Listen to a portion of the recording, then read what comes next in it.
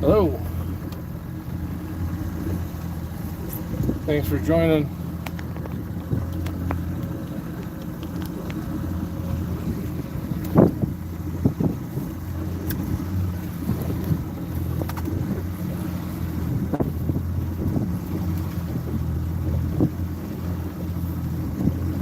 Hey, 17 people. Nice.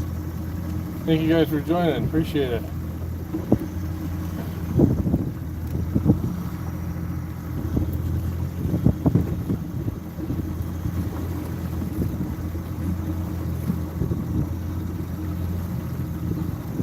Hey Rob, thanks for stopping in, man. Appreciate it. We're out on Lake Michigan today, salmon trolling. Let me move this one rod so you guys can at least see one of the three. Hold on just a second.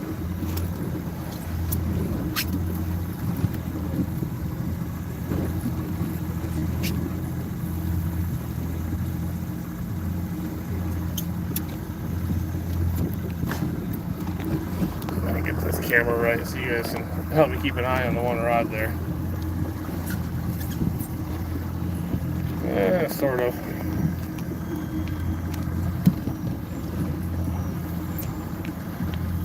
Oh, I know what I gotta do. I gotta move this camera. Hold on. I want you guys to be able to at least see one of the rods. Couldn't figure out why the picture was so different from yesterday. Bear with me just a second. Let me get this thing repositioned.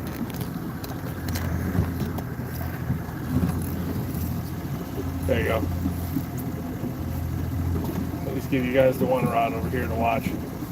Got two more on that side of the boat.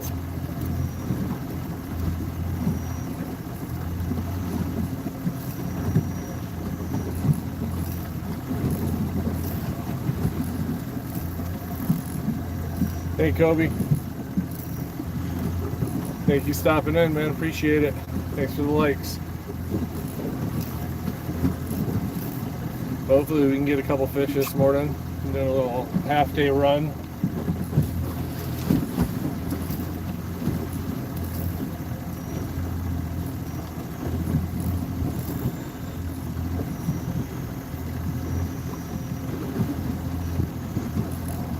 start a turn here and start heading back to more towards the mouth of the channel.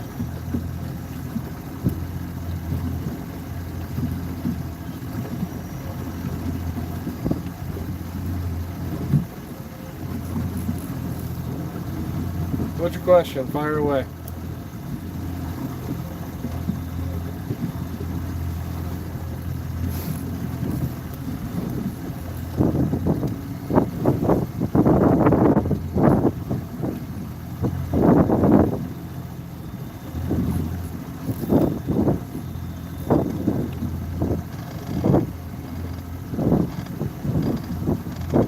Today, I just got put down.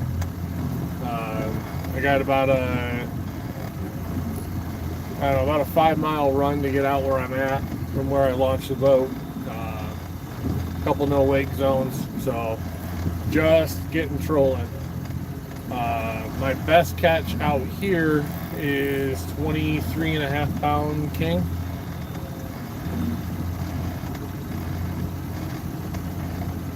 But today, nothing yet. Literally just got all the rods positioned, move that one so you guys can see it. Keep making a turn here, get the sun out of your guys' eyes.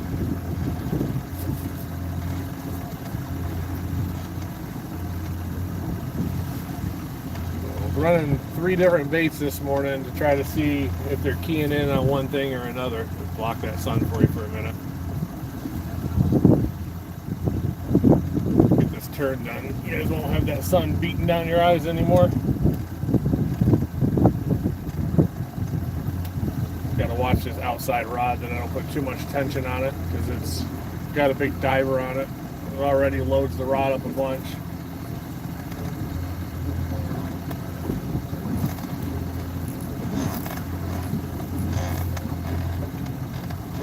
I appreciate that, man. I really do, Doc. And this is the second day I've tried to run lives. I did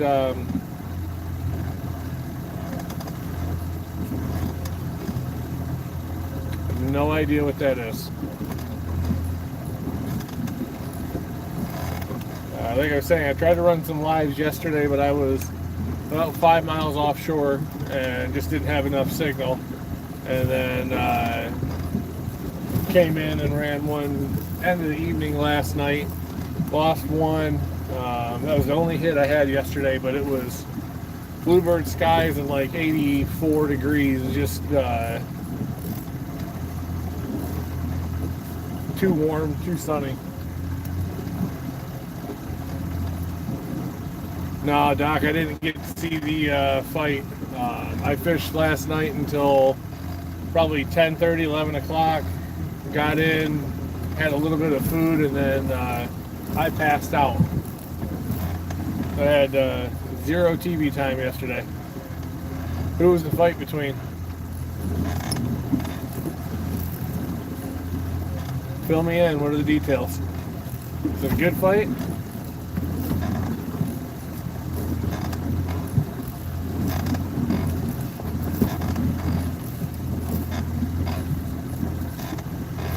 We talking MMA or boxing?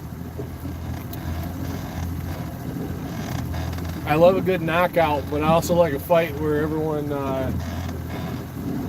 they're really throwing in there and it goes the full rounds.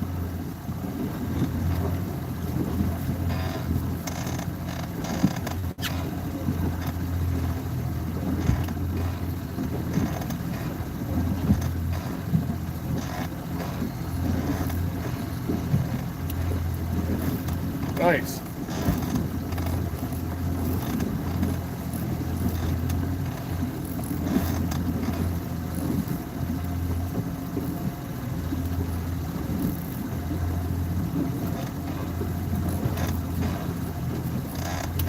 Yeah, Jason, it's a half-day run for me. I was out, came out yesterday. I couldn't get out until the afternoon, and then stayed in the area and came out this morning. Gonna do a run till about noon, and then I gotta pack it up. I got a 2-hour drive, and then I work nights, so I'm gonna pay for it tonight. But yeah.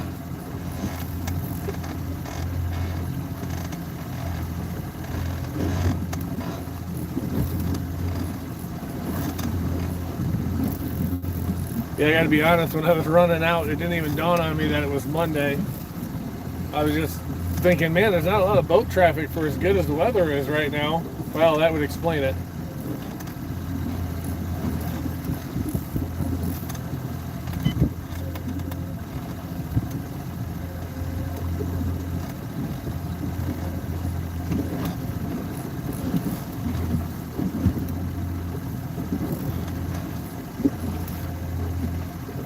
Yeah, if I get something on one of these, you'll know. So these, this rod, the first rod over here, are on downriggers.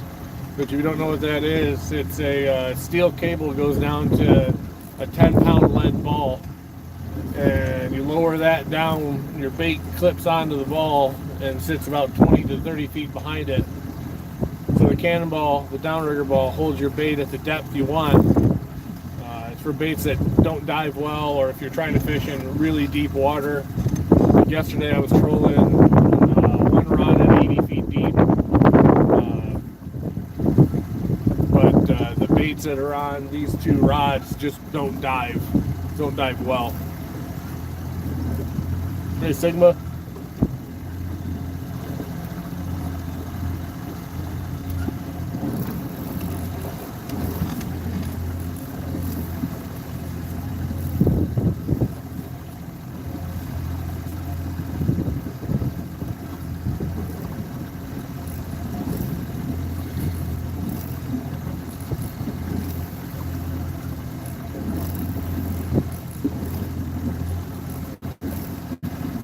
Yeah, we're on Lake Michigan, just outside of, no idea, man. It's, the salmon are running up rivers right now to go spawn, so depends. I've been out and it's as fast as you can put a line back down, you catch them. I've been out and trolled the whole day, caught one. I fished yesterday from about 1 till, I don't know, about 9:30, and I only lost, I've had one fish on and lost it.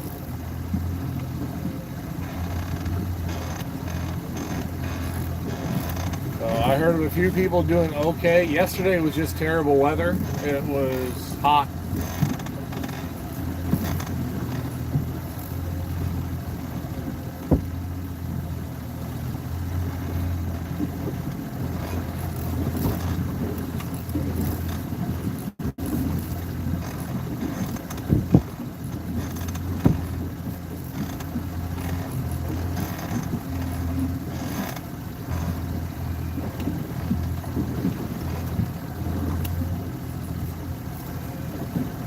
Yeah, I'd still rather be out here burning gas than at home or going to work. Much better option.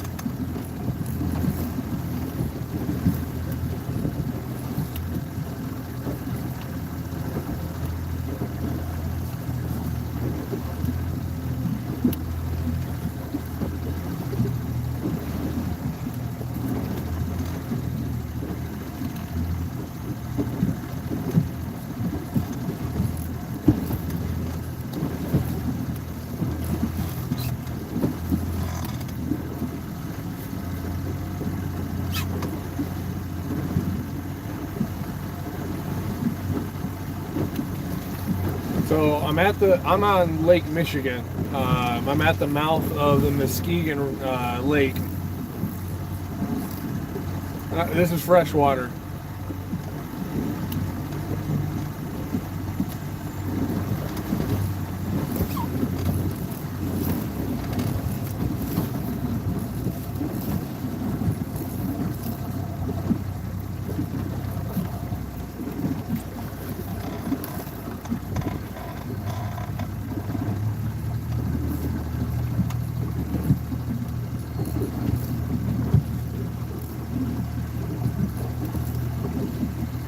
Yeah, just you. That's all right. This is only my second day doing live streaming, so I'll have more stuff coming. I'll have some more fishing videos and more fishing streams coming, and then we get into this fall, I'll have some deer hunting streams coming.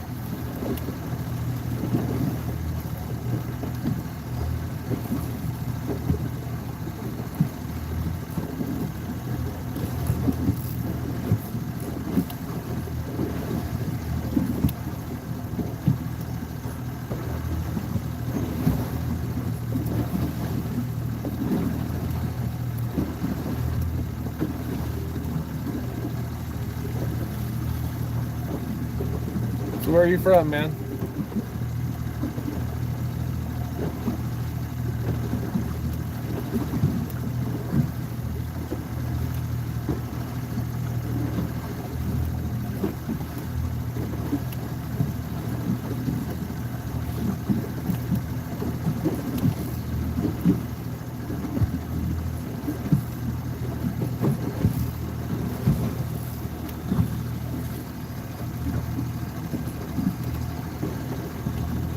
Oh, hey, Jason. That's where I'm at, is Muskegon.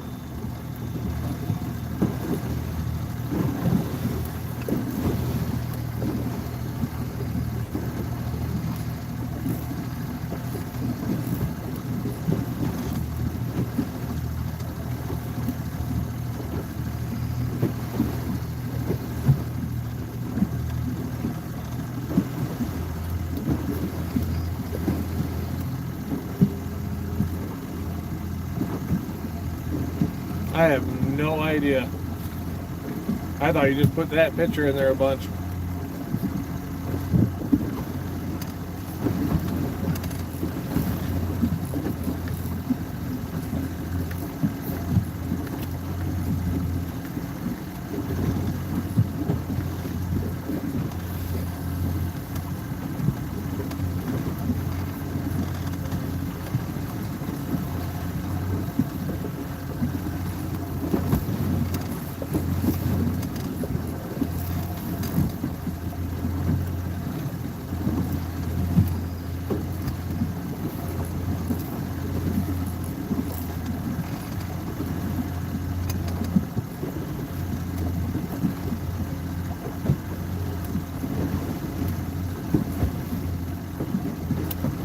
Doc, where are you from?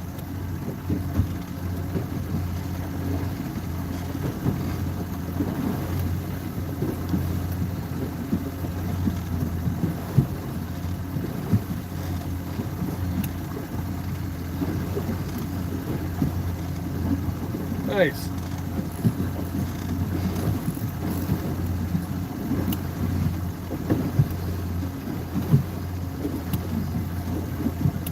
Jason, I haven't been up to the riverside. When I was talking to some guys yesterday, yeah, it sounds like it's still on the low side. A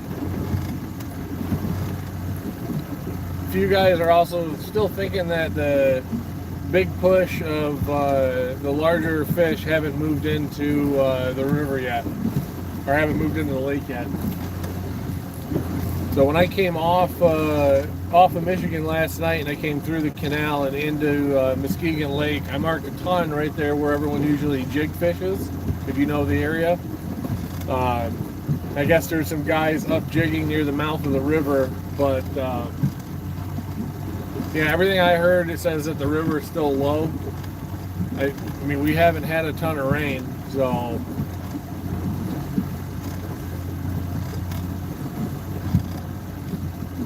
I know up by where I live, I'm up near the Grand River. I can get over near the Lansing area and see it there, and it's low there.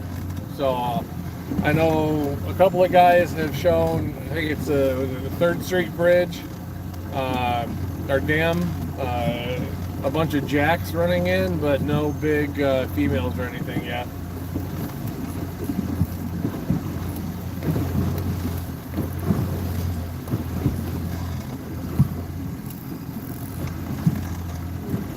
I want to see your dog. I'm not sure how you're going to show it to me.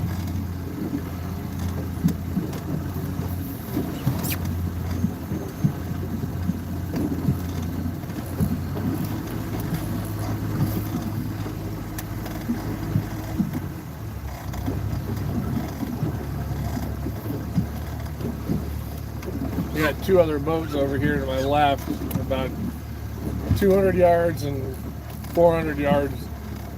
Everyone's kind of trolling the same direction, heading in towards the mouth of the inlet there at Muskegon. I marked fish coming out anywhere between 30 and 60 feet deep. Most of them were in the high 50s to low 70 range. So I'm trying to push back into that area now.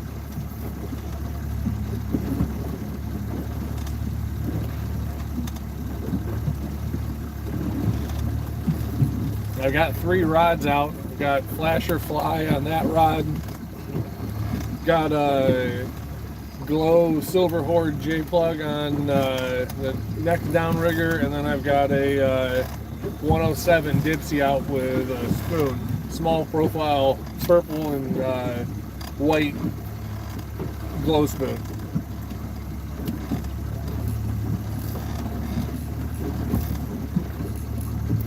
You know, I heard that they were doing really good last week, which means there could be a bunch of fish pushed up into the lake waiting to move into the river if the river is still low. I'm probably going to give it at 7 o'clock right now. I got to haul the boat and start heading home at 1. I'm probably going to give it a couple hours out here on the big water if I don't do anything. I've caught them in the lake. If you're familiar with the lake at all, there's a couple of big holes out there. There's one big section that goes down to 70, and then there's a couple of long channels that do like 60, 65 feet deep. I've caught them trolling in there as well. So if I don't do anything out here in an hour or two, I'll probably head in the lake and start driving around, see if I can mark anything kind of hung up in the lake waiting to push into the river. 2 weekends ago when I was here, we got one on the big water, and then we moved into Muskegon and picked 2 more up in there.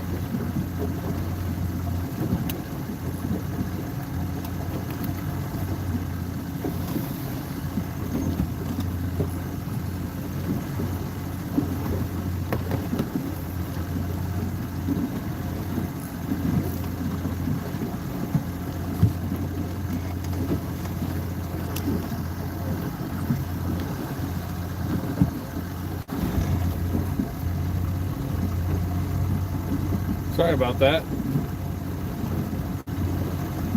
Where are you at that you lost power?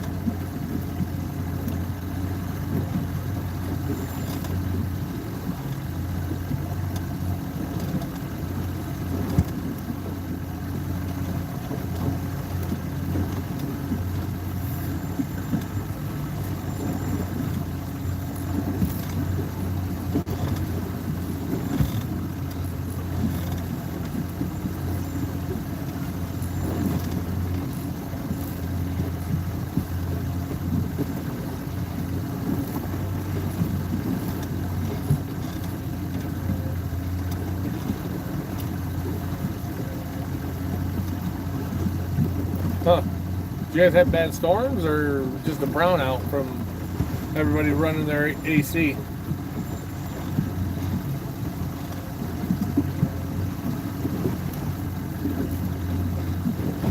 I mean, it didn't do anything here last night. It was hot.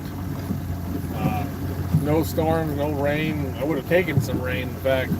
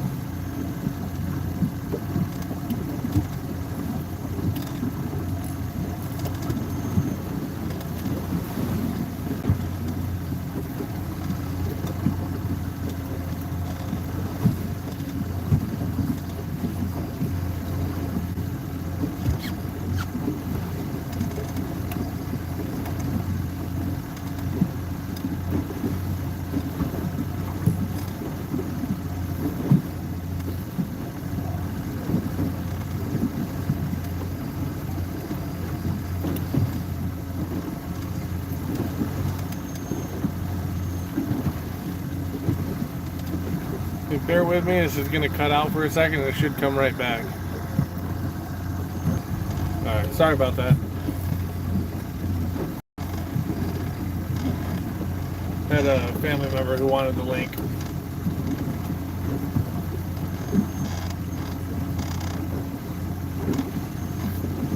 This is the 6th or 7th time I've been out of Muskegon this season.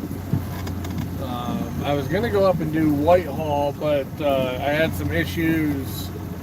I was going to supposed to head over Saturday. I was going to head out in the morning and be on the water by sunup. I've got about a 2.5 hour drive. But I had some problems Saturday morning, so I couldn't get out when I originally planned. So I just ended up coming to Muskegon again because I know the water, know the area.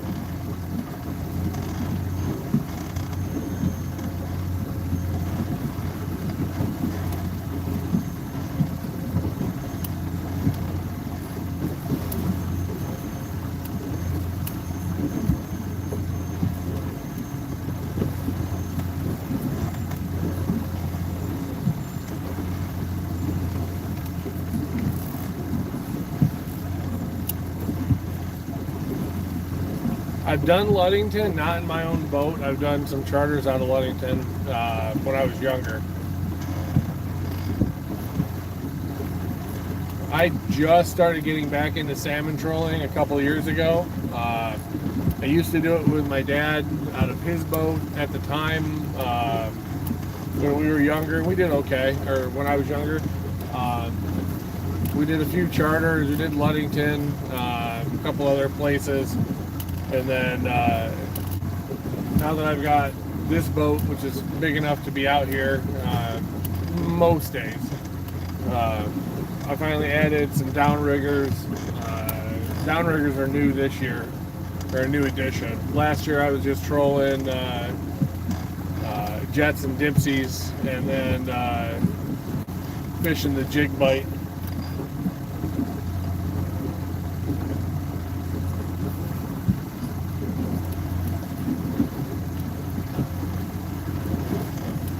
I got too good a deal on a set of used downriggers, I couldn't pass it up.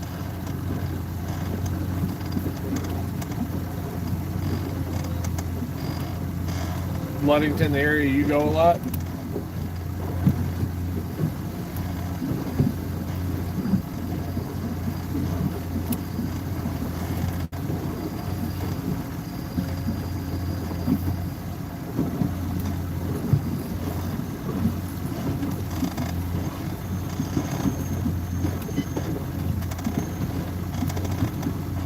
Just keeping an eye on my depth. I'm starting to get to the point where I'm going to have to make a turn and either parallel this depth line or start heading back out again. I think what I'm going to do is I'm going to make a slow left. I'll try to block the sun if it's getting into you guys.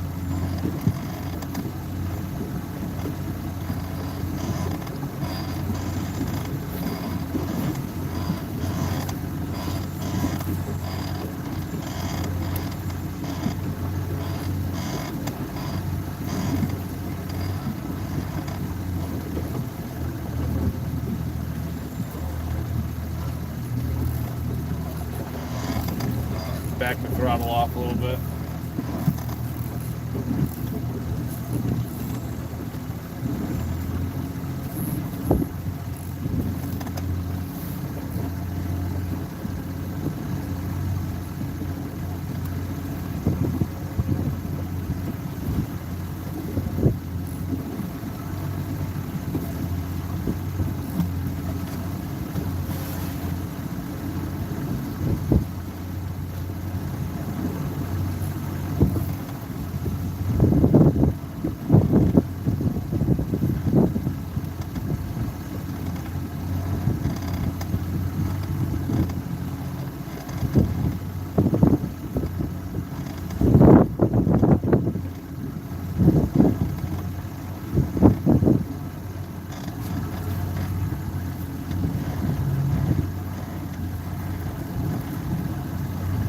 Yeah, you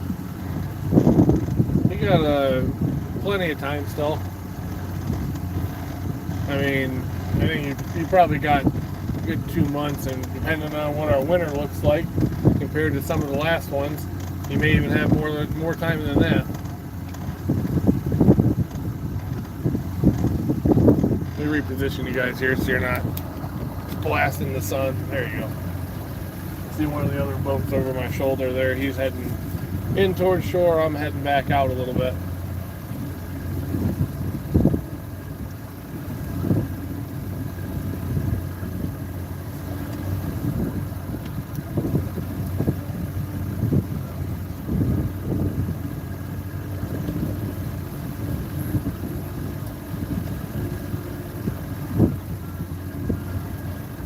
Hey, Mom.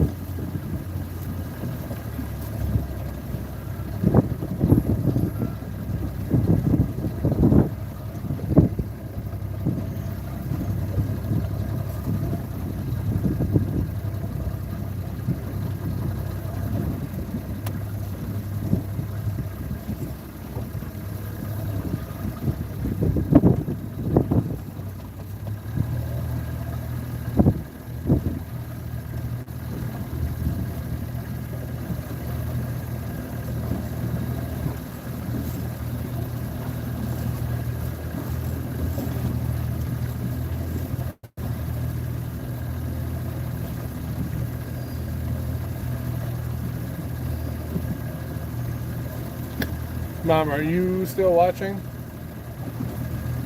I see you responding via text message.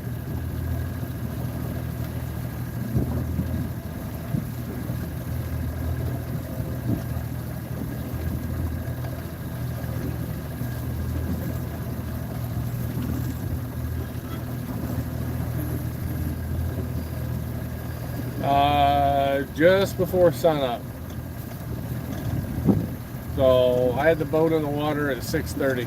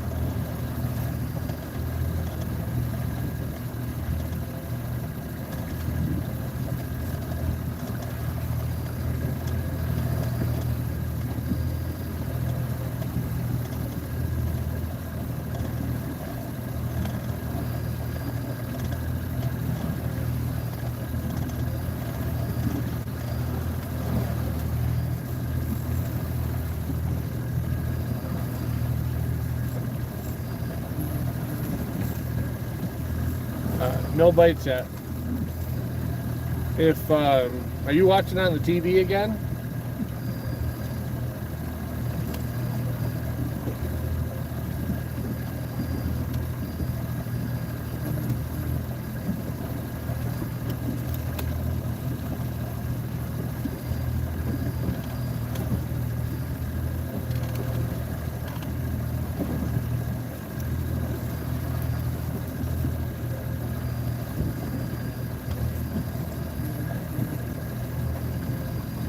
If you're on your phone, there should be an option that says like comments or live comments. If you type in those, it'll pop up down there at the bottom, and if I won't miss something then, because it'll stay. I can go back and reread them if there's something I missed.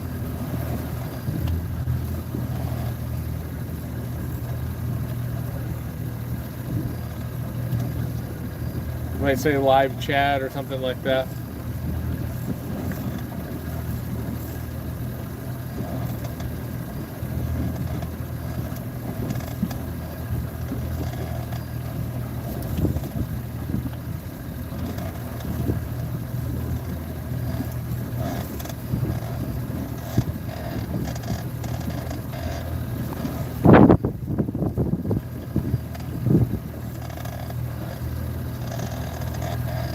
Alright, little sun glare for a minute, I gotta make a turn.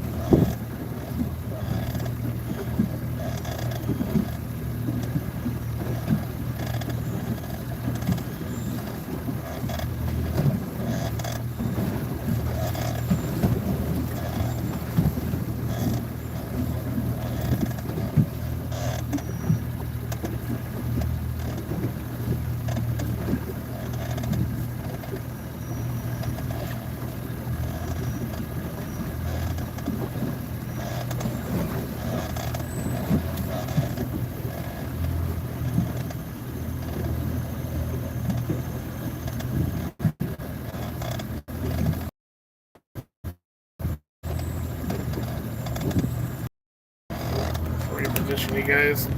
Keep an eye on that rod.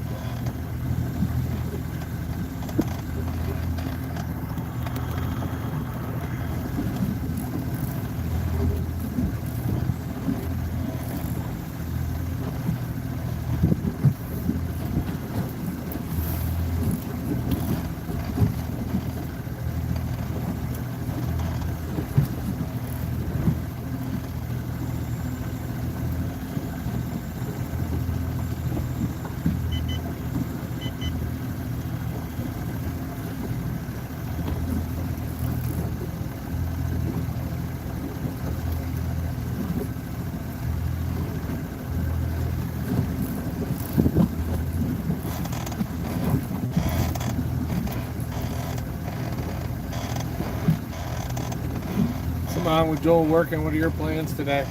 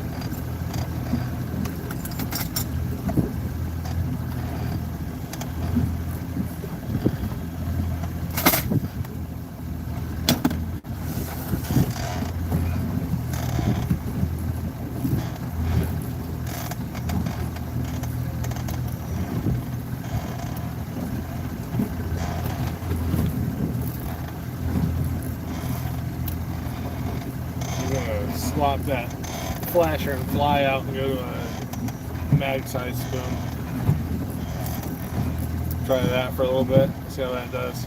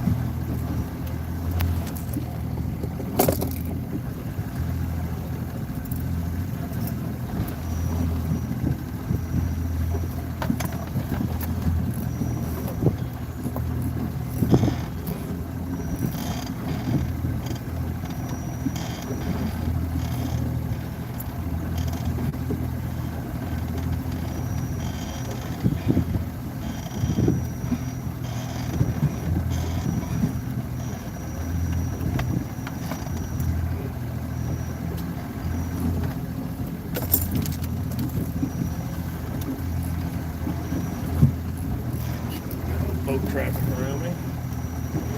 That'd be good.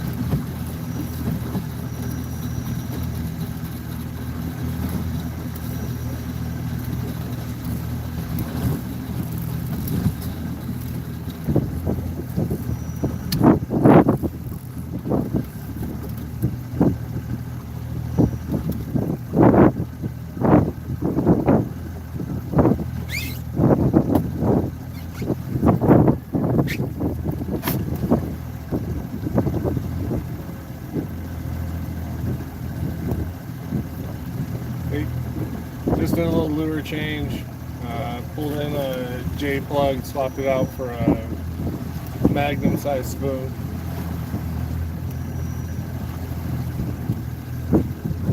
You're marking lots of it's like schools of bait, occasional fish, right down off the bottom, so I figured I'd do a change since that wasn't getting hit.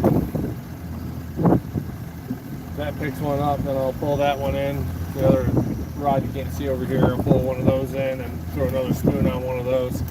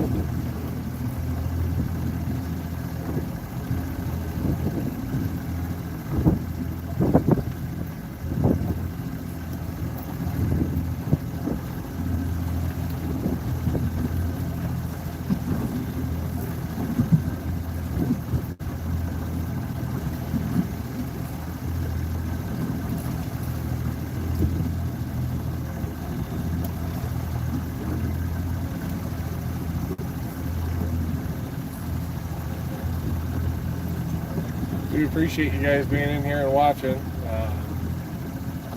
I'm newer to live streaming, so it's nice having people stop in and hang out for a little bit.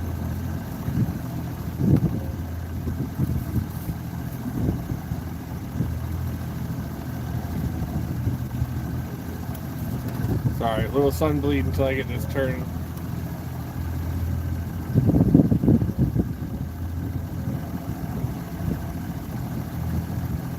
Just can't turn it real hard because of one rod on this side's got a big diver on it. If I crank it real hard, I bet I can break the rod.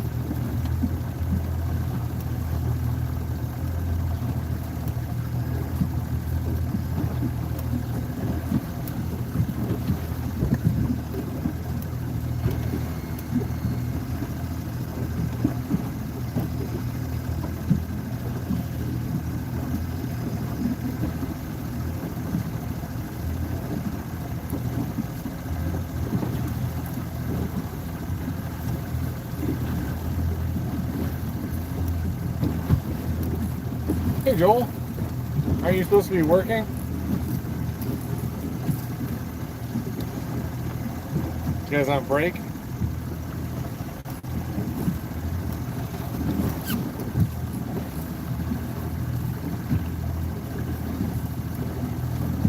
Joel, you'll have to show Mom how to do the live chat at some point so she can message in that.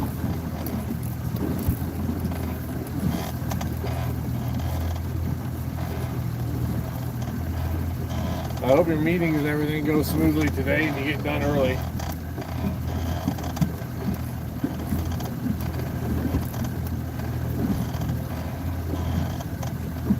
Oh, morning break. Nice. Well, nothing yet today. I've been marking a lot, which is nice. Just changed the one J plug I was running off this rod to a big magnum sized spoon. I've still got a flasher and fly, and then Dipsy with like a mid-size, kind of a slim spoon.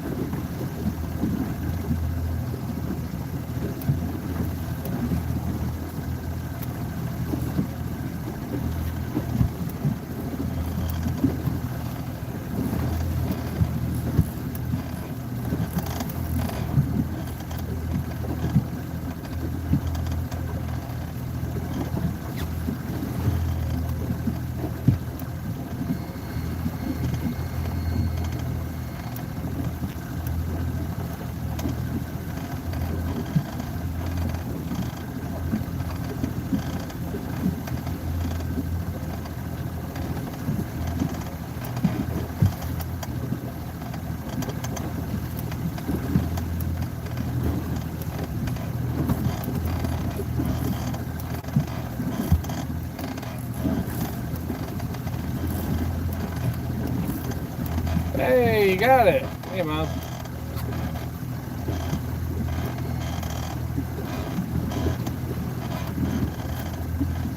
Did you have to make a YouTube account?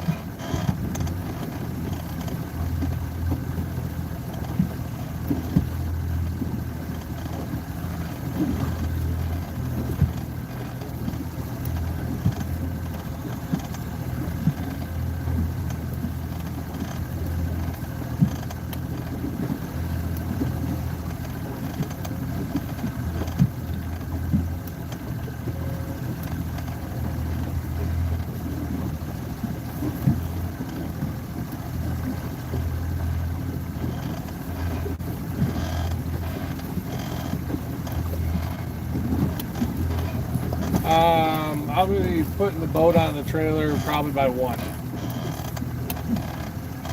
That'll put me home before 4 o'clock.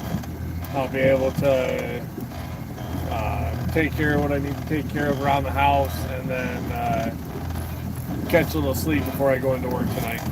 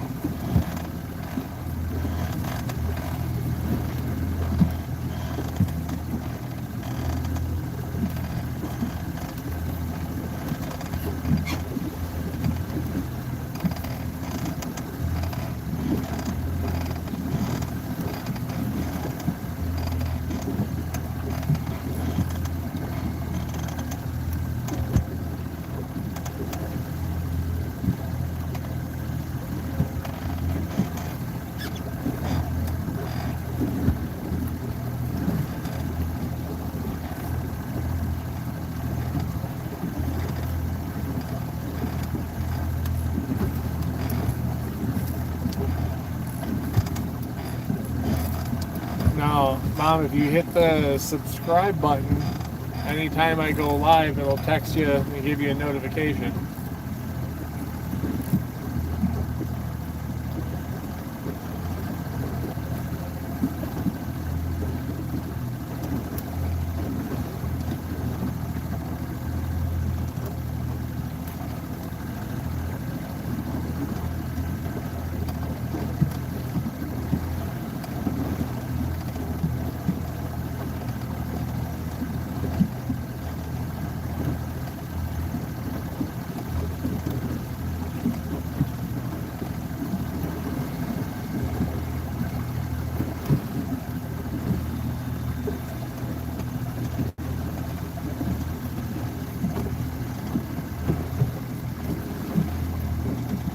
Well, thanks. I appreciate it. Now the next time I'm out with the boys, you'll be able to see them.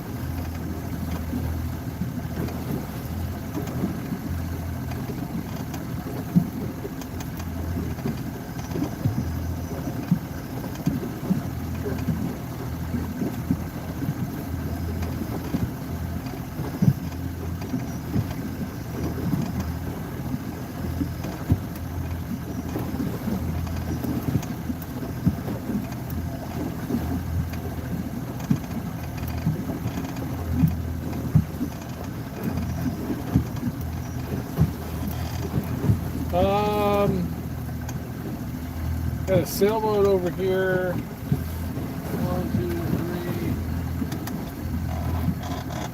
3, 4, 5. I don't know, maybe 6 or 7 boats out fishing.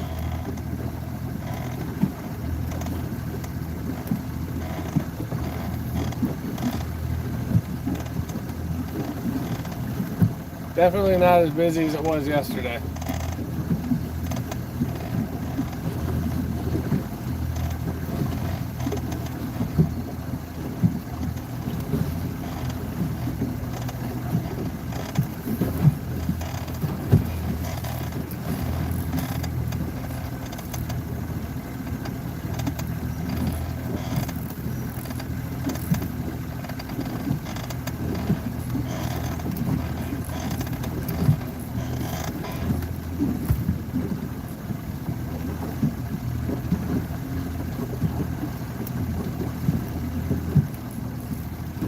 I was really hopeful I'd catch something this morning.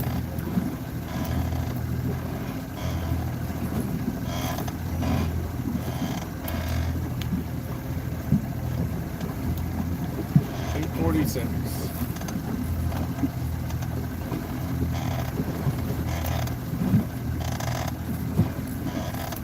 I'm gonna give it till 9 or 9:30 out here, and then I'll run in and try it in the Muskegon Lake for an hour or so. If I don't get anything, I might just call it then.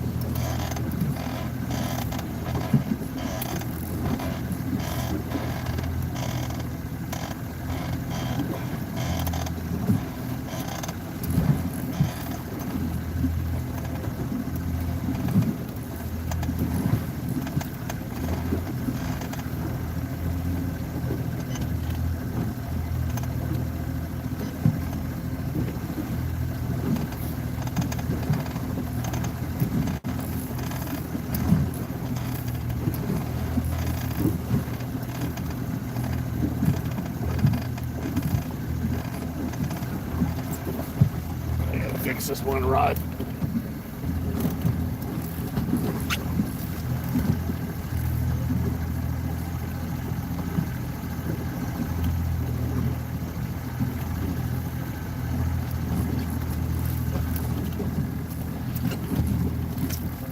That's better.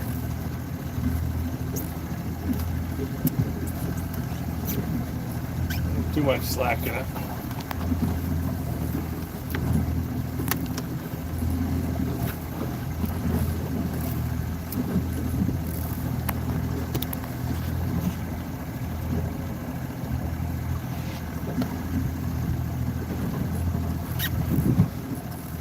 Thanks, Dog Tags. I appreciate it.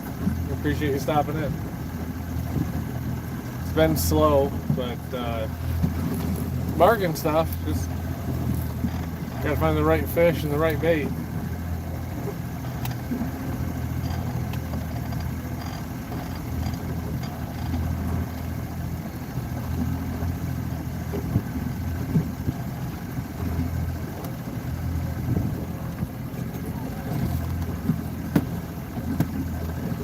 shouldn't make things prepared and ready to go. I think it's bad luck. Supposed to scramble at the last second, but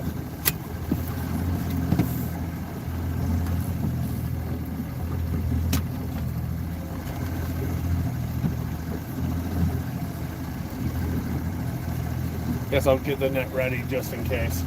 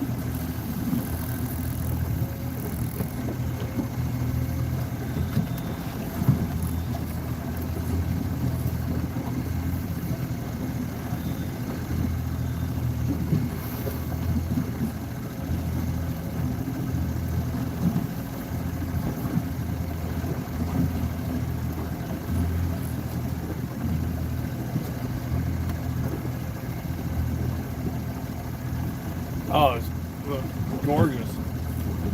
Like I said, for what I paid for it, it should be $100 more. Huge shower, great beds,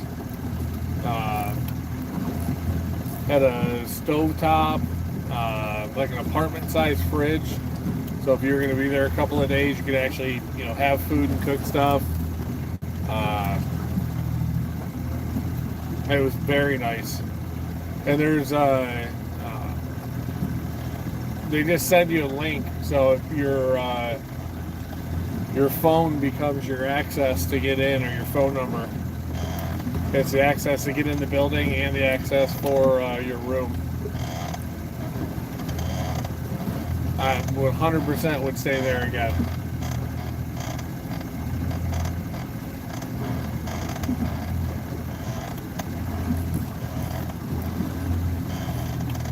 The location was awesome. I had a 40-second drive from when I pulled the boat out of the water to when I parked the boat.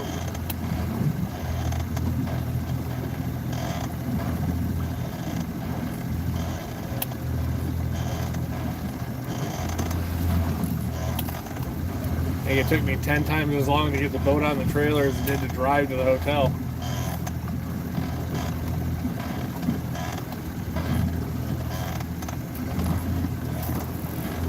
What was funny though is got to the hotel and decided I was going to order a pizza just because it was late. I think it was like 10:30 by the time I got to the hotel, and ordered it. They came, dropped it off, went inside. They brought me the wrong one. And the delivery guy was talking about how that's like the farthest they go. It's on the very edge of their delivery area. And so I felt terrible when I called them back, because the one they brought me was just like a fairly basic pizza, and I'd gotten like a barbecue chicken or something. So I called them. I was like, "Hey, you guys brought me the wrong one." And they're like, "Oh, do you want us to remake it?" Yeah, I don't want whatever's on this one.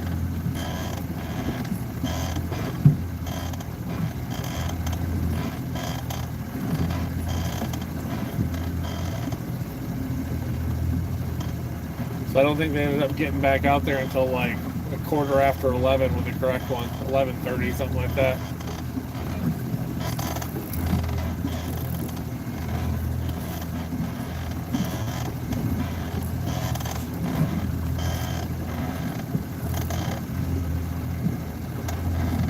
Yeah, it was great.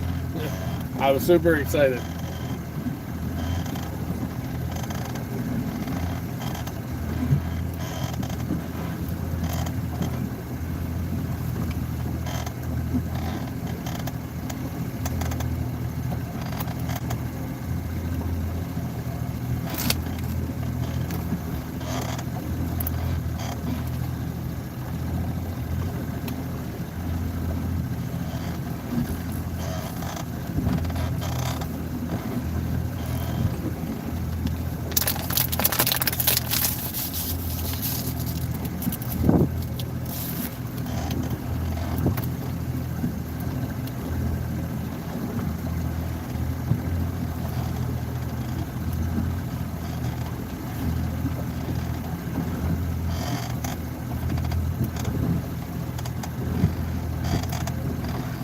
So you guys up in Lansing, or are you staying at Jack and Jeannie's for the whole week? Well, while Joel does his training.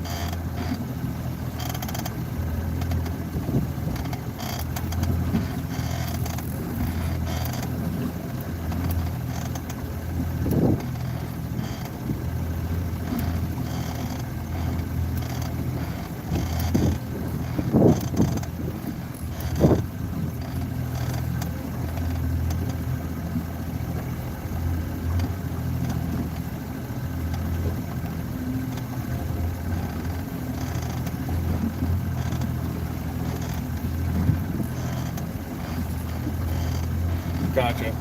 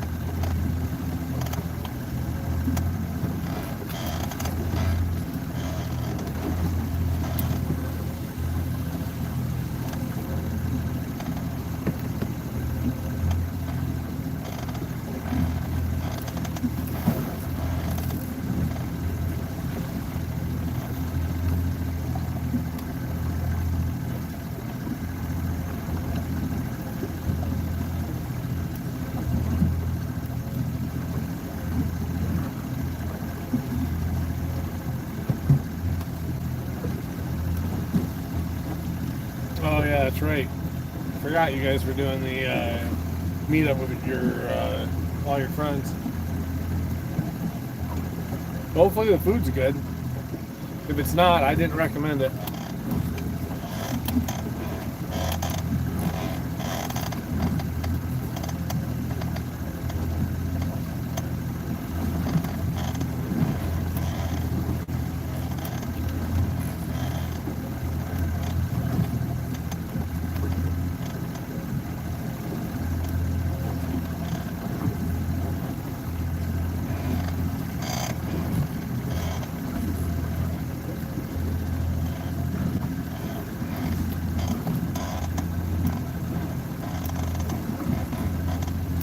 Got another boat over here and watching him.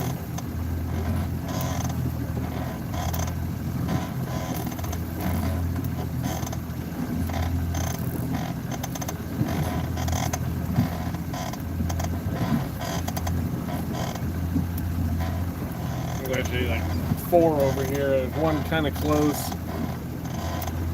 There's a couple other ones another mile or 2 out.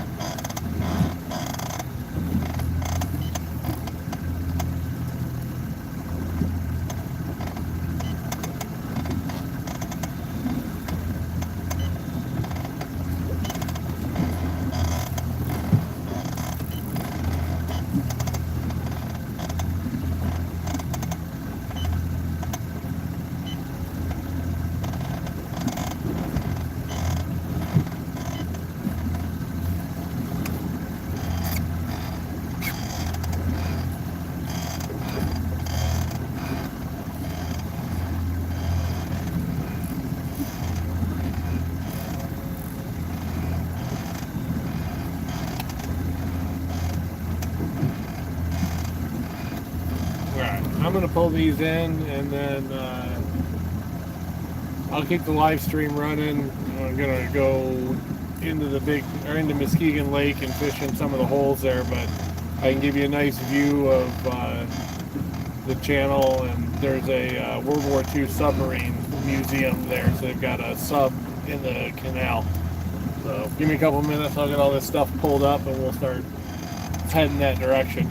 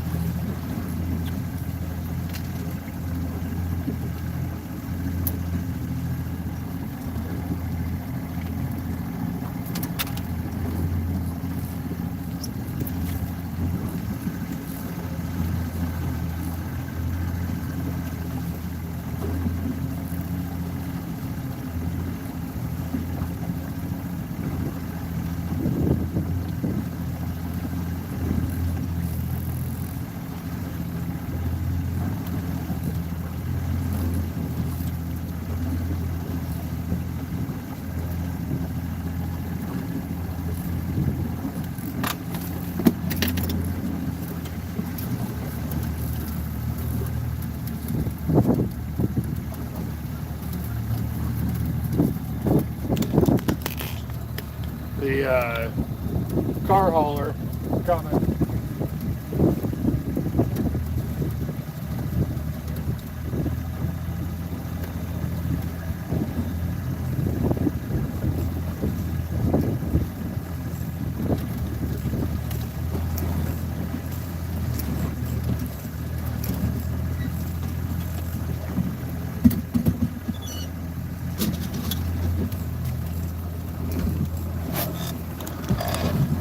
Block the image.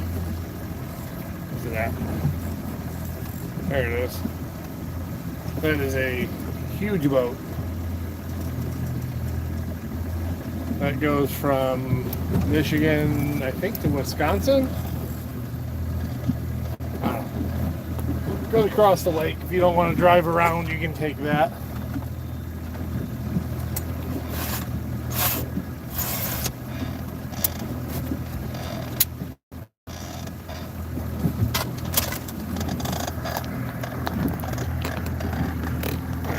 I'll flip the camera, give you guys a view.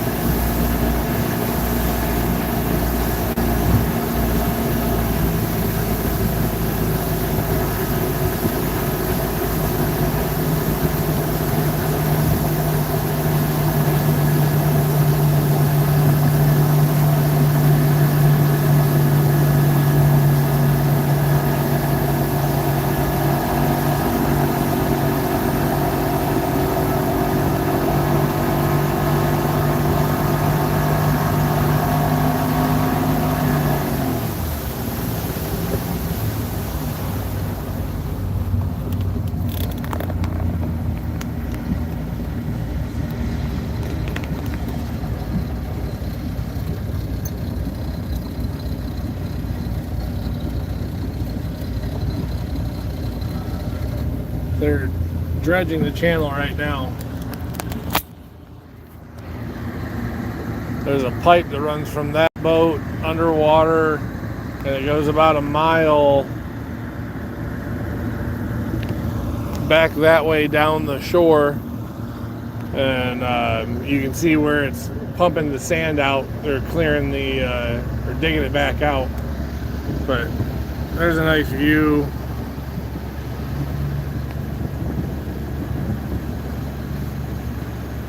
Not that one. That one.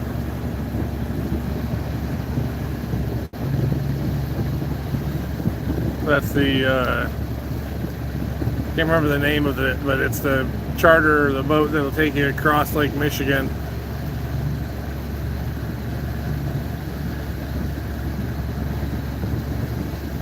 Huge boat. I could drive this underneath that between those two catamarans.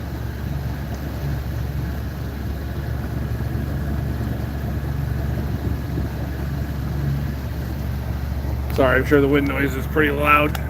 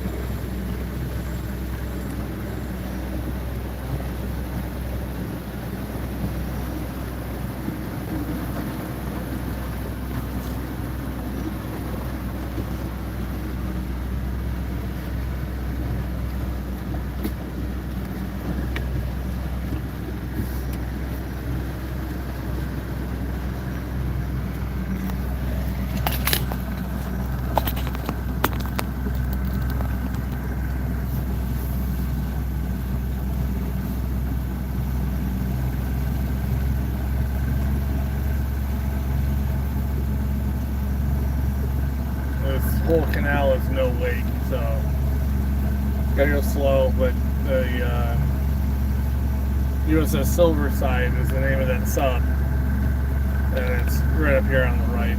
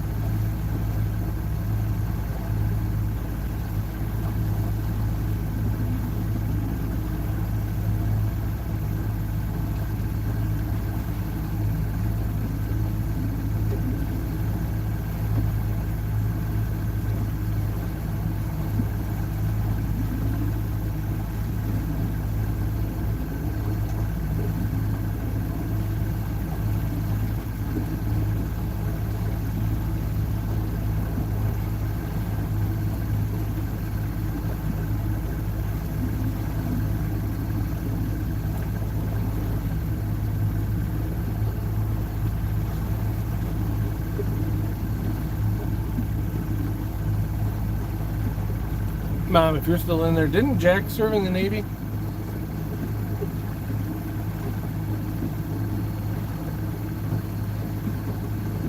Or Joel, if either of you are still in there?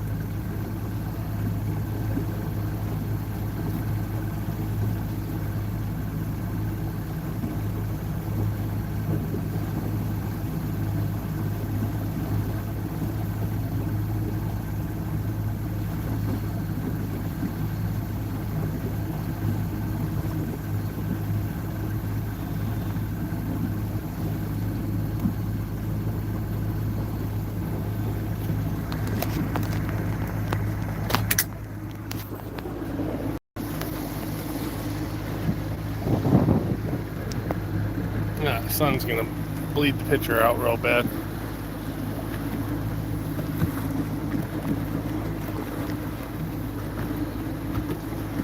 Army, okay.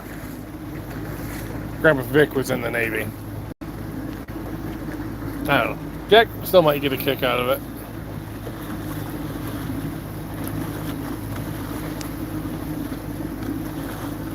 I wish the sunlight wasn't so bad so you can see a little better.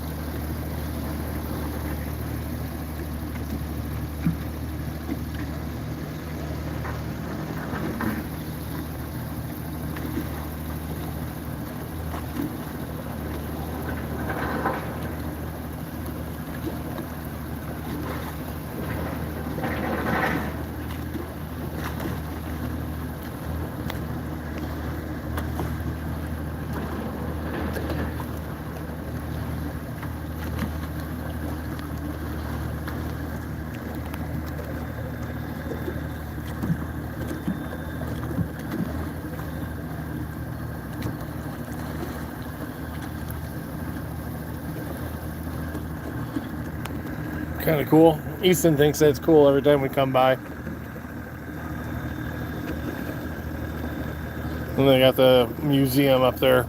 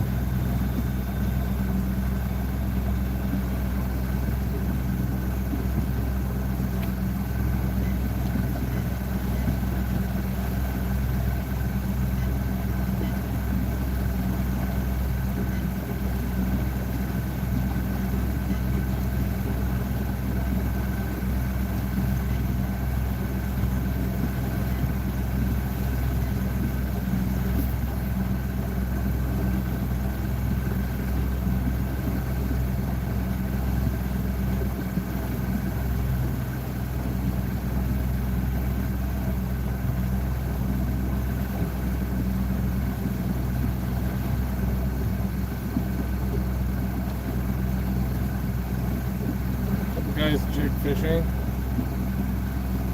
A bunch of people on the edge of the pier over here.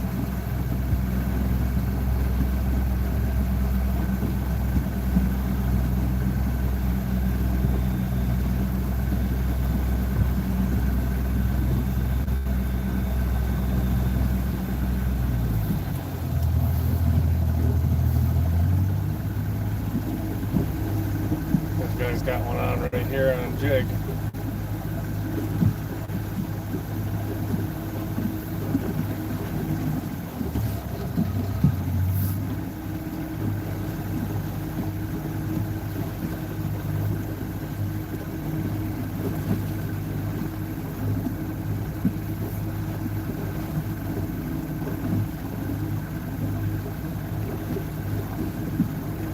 He's having some rod and reel issues, but he's definitely got a fish on.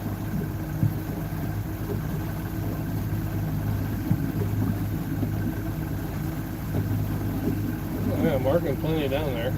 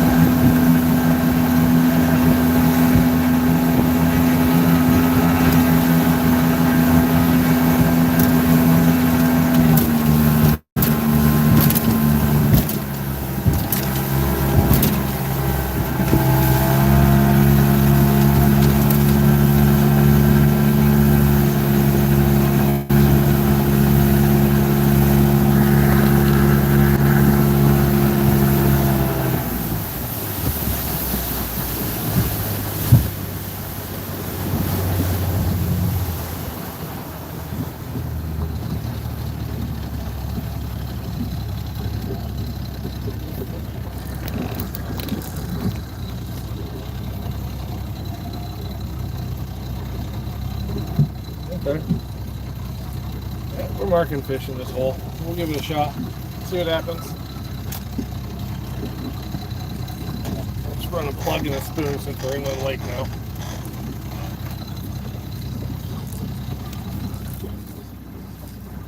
Oh, what do we want to run? It's a diver.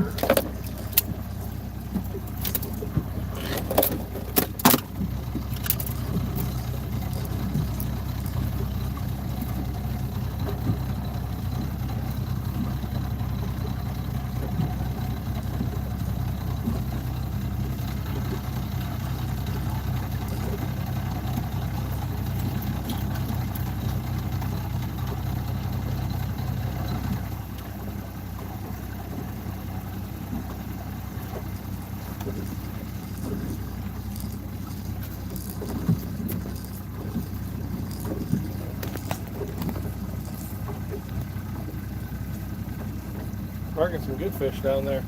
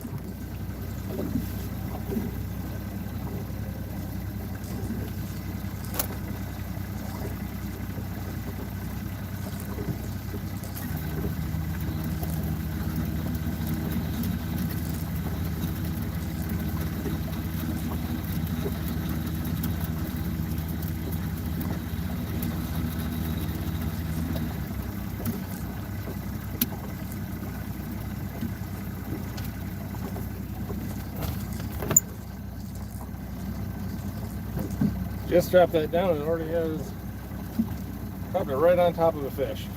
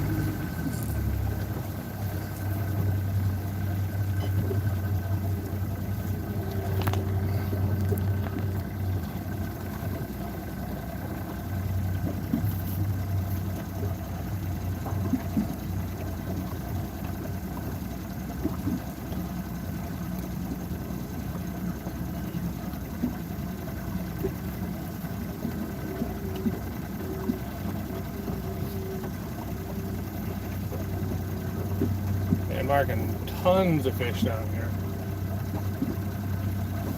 Move one of these rods so you can see it.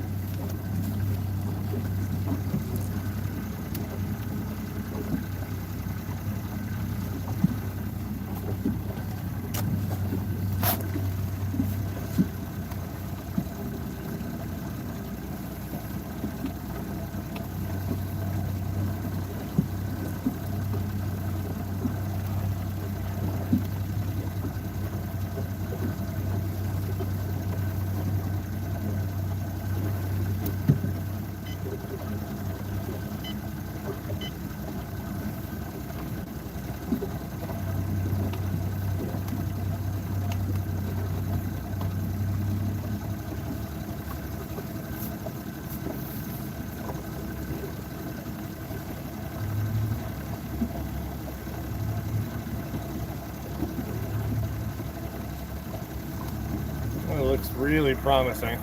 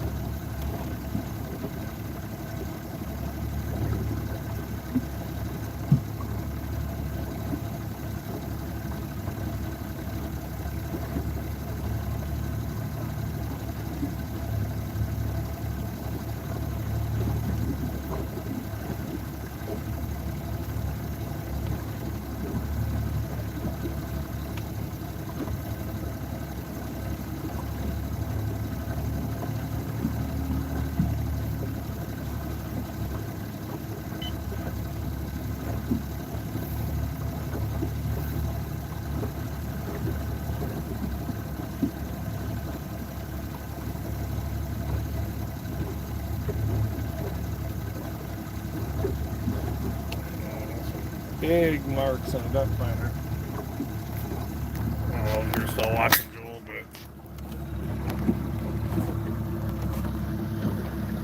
but that's marking my cannonball, but that's a fish down here.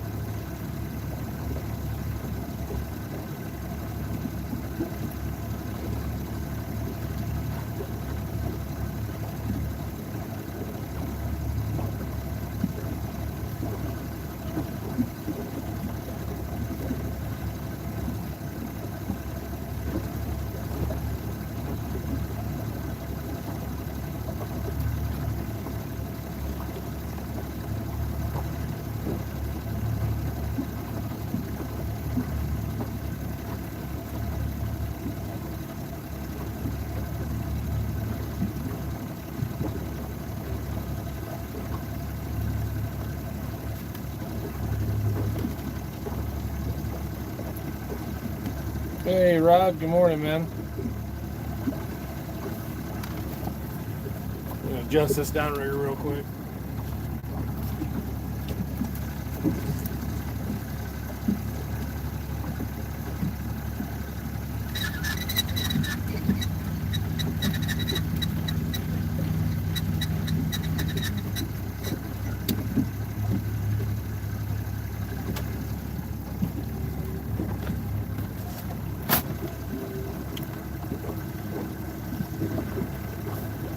How you doing today?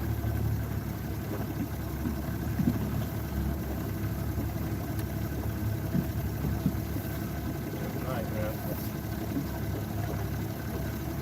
Can't get one of these to hit. I'm gonna call it quits.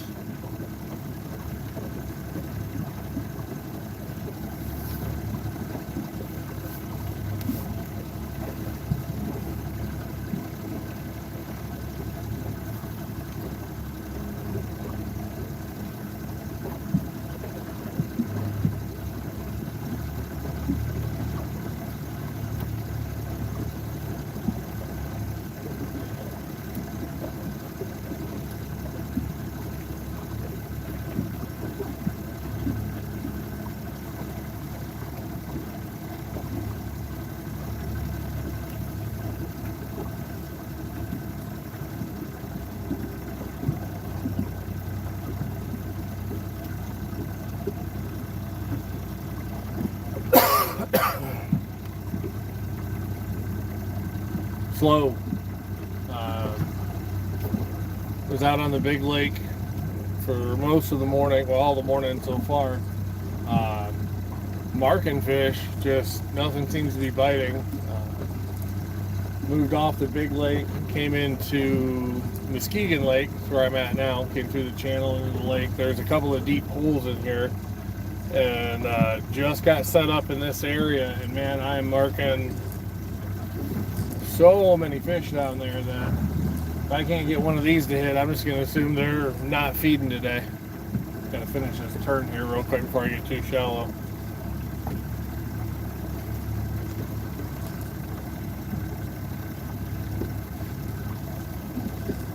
There's a big pothole in this lake. It goes down to 70 feet. And I've caught fish in here in the past before I had downriggers. We would come in and we would troll the lake. Fish move in here to move up the river to spawn, and they just kind of stage up.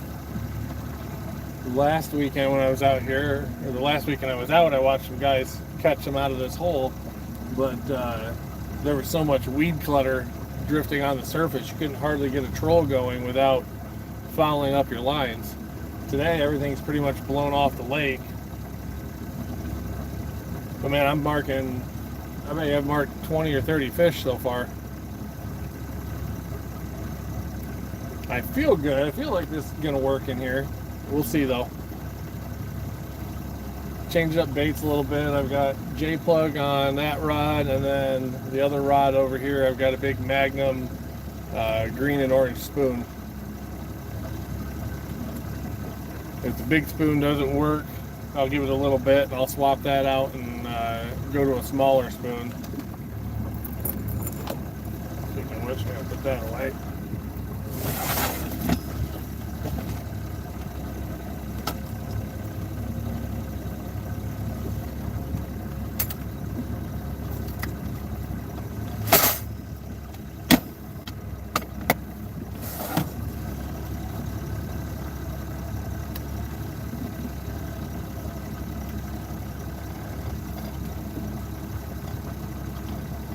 I might throw a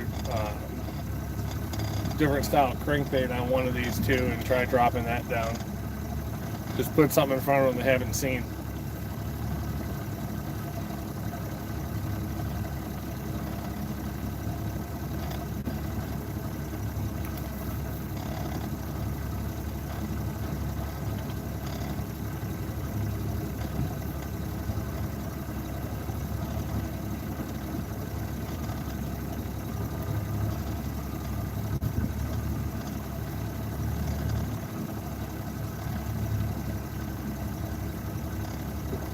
So I'm on the outside edge, the lake, I guess, in towards the center of the lake for this hole right now. And all the fish I was marking are on the shore side.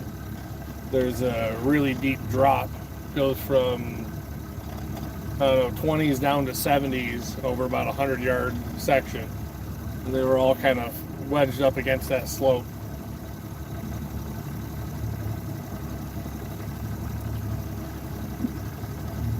I'll troll this back down, make a turn, come back and go by them again.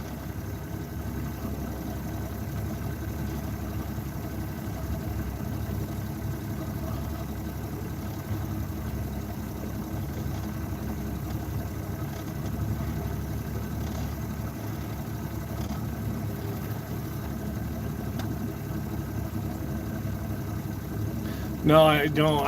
I've seen cowbells. My stepdad trolls with them a lot.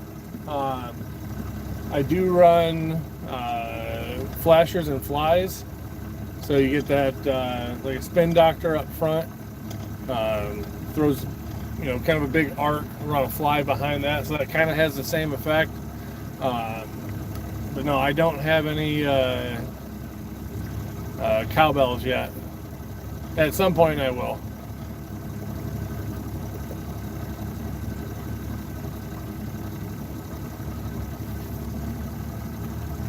Yeah, I gotta get back over to that shore side. I'm not marking anything over here like I was over there. It was every couple of feet I'd have another large mark.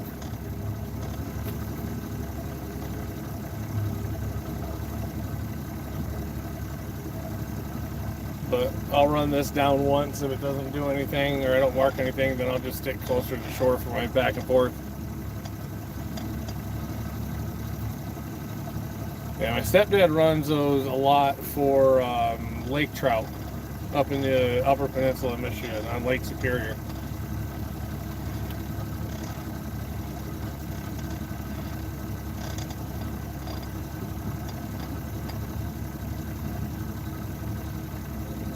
Yeah, yep. Flasher and fly, similar concept. Yeah, here, I'll show you one.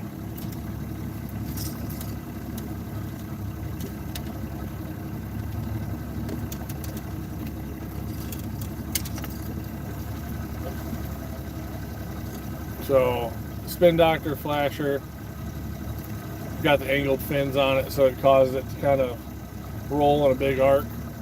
And then just a beaded fly with a treble hook behind it, kind of on a short leader, about 18 inches, 20 inches.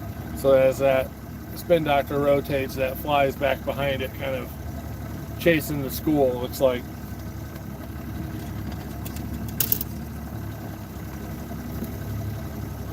But up here, fall, normally the kings get onto a plug bite, which, grab one still in the box.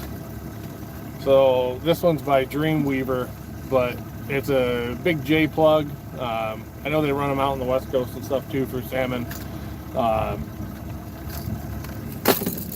Normally on a J plug bite, but I've had a plug down since yesterday and haven't had a touch on it.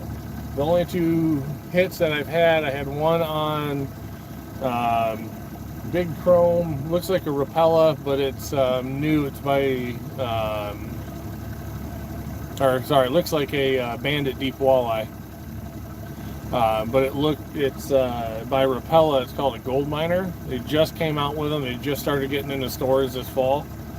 I think I was telling you about it in your stream. It's supposed to run 30 feet unassisted. So I ran one of those off planer board and put it like 130, 140 feet back from the board, which going off of like a Bandit dive should have put it into the high 20 range.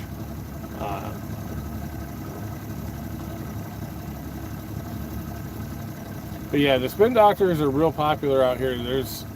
You'll buy any of the harbors where all the charter boats are parked and you'll see them all over the rods. That white's a real popular color in Wonder Bread.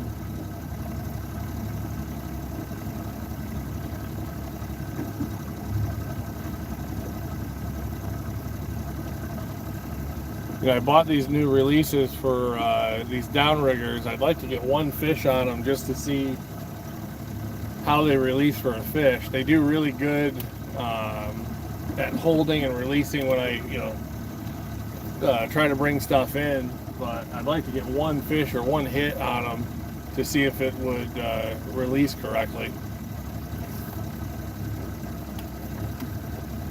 Went away from the pad style releases.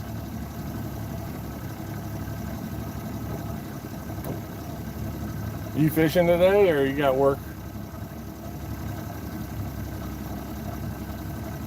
Yeah, you have them in your box. You ran them. Oh, yeah. You've used the Bandit Walleye Deeps. Yeah, the Gold Miners, very similar body style, but the Bandits top out like unassisted. If you go off, like when I go off the Precision Trolling Data app, they top out at like 23 feet. The app doesn't have anything for the Gold Miners yet because they just released, but if they're hitting a 30-foot unassisted, I would assume that's probably on like 10 pound, which is what all the trolling data app uses for the most part, is 10 pound line. But yeah, dude, on those reef runners, you were killing the pike on those. It seemed like every 4 or 5 minutes you were at least picking a hit up on them. And the reef runners used to be really popular on Lake Erie. And I think it was the older ones that were the most popular. The problem people started having was, like everything else, the newer ones were lower quality. So they kept having them bend on, a walleye it'd bend the eyelet or bend a hook ring, and then it wouldn't track true, so you wouldn't hit the same dive depth every time. It'd want to plane off to the left or the right. So the Bandit's kind of taken over on Lake Erie for walleye trolling. It's the kind of the go-to, the thing everyone tends to run.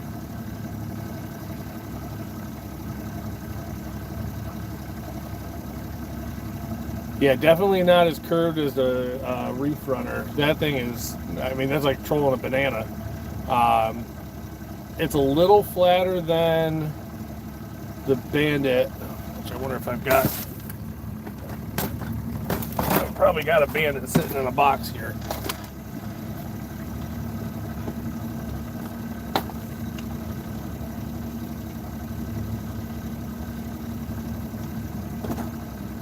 Oh, geez, I got my entire Bandit box right here.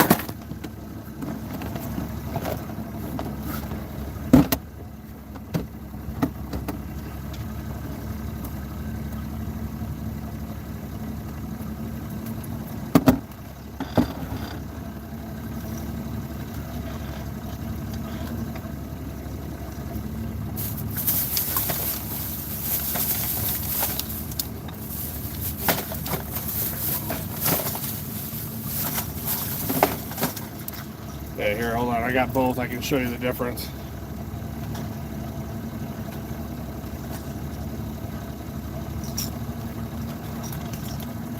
Similar colors, too.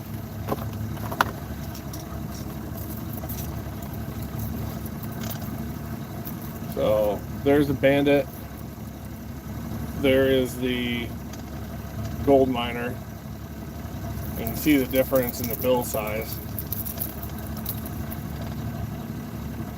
And then from a body angle, Bandit, Gold Miner. So they're fairly similar body style, but big difference on that bill though. It's got the more traditional spoon, and the Bandit's got like a concave bill. The Reef Runner, I mean, it's basically flat, almost nothing to it at all.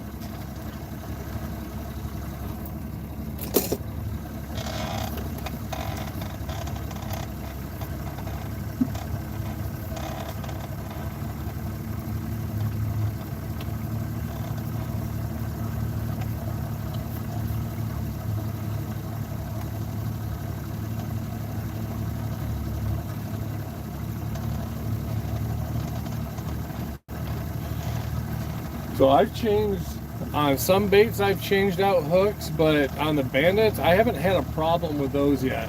I mean, I've got a couple of them that probably have 20 or 30 walleyes on them off of Erie, and I'm yet to have sorry, I was watching a clump of seaweeds, make sure I didn't pick it up in my line. I've yet to have a problem with those where I felt like the hooks were junked and needed to be swapped.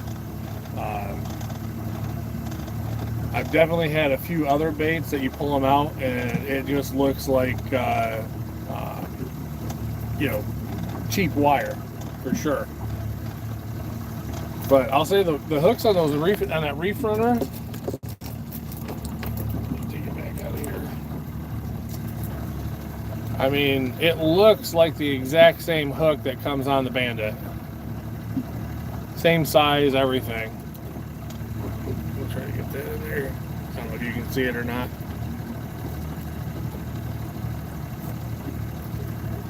So, and I've had good luck with my hooks on the Bandits, so I'm going to hope that those run well also.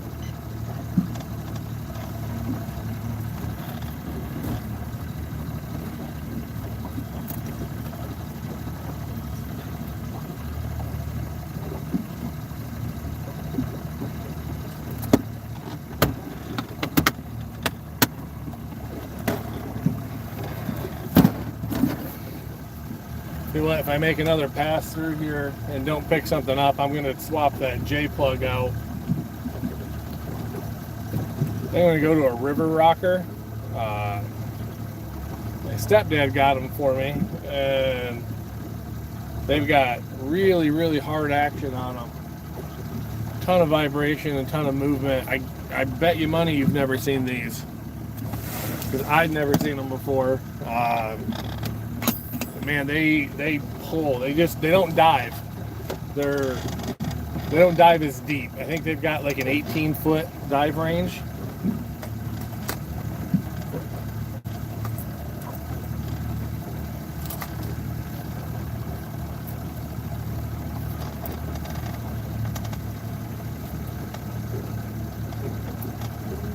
Sort of looks like a Hottentot or a wigglewort. I don't know if you've ever run one of those,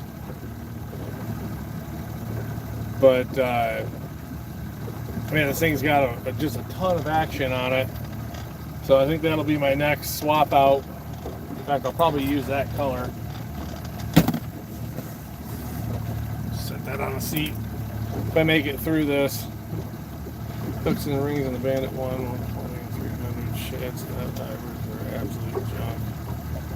Oh yeah, and see, I don't ever run those the shad style, the 100s, 200s or 300s.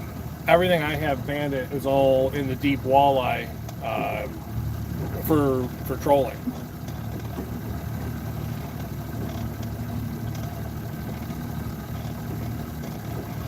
But I do a lot more Lake Erie trolling than anything else. Here, let me show you this. Let me show you what I'm looking at on the screen. So that constant line, that fish that's constantly showing up right there, that's my downrigger ball, but that's a fish. That's a fish.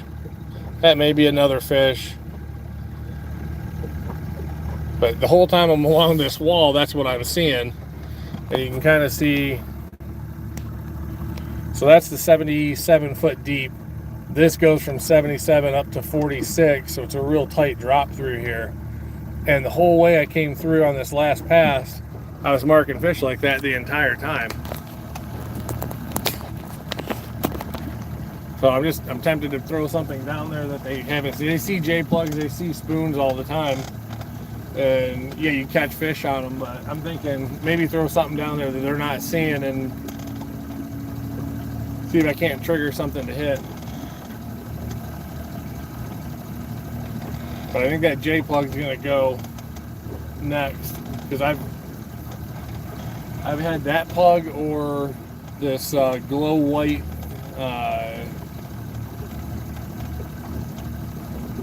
for a while.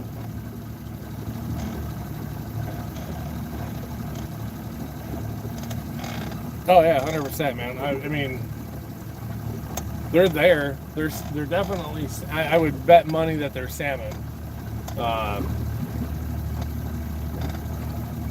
But I'm gonna finish this pass down, and I get through this area and don't pick something up. That river rocker is gonna go on.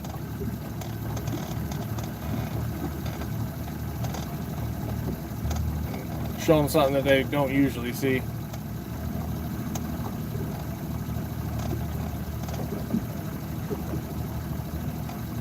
Flatfish.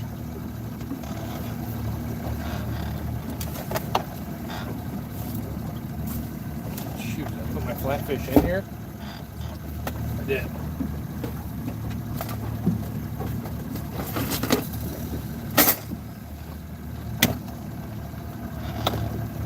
How large? Biggest I got, or?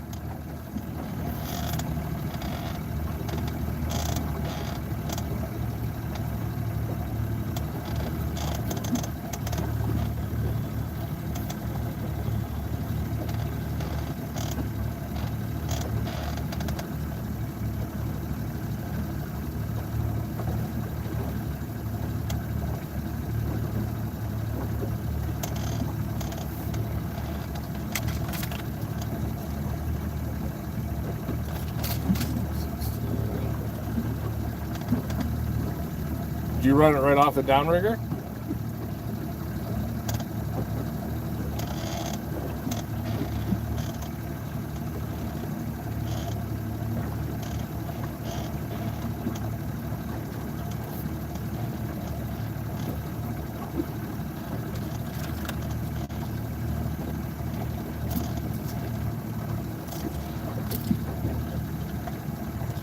Shoot, I'll swap both of them out. Spoon's not doing anything either.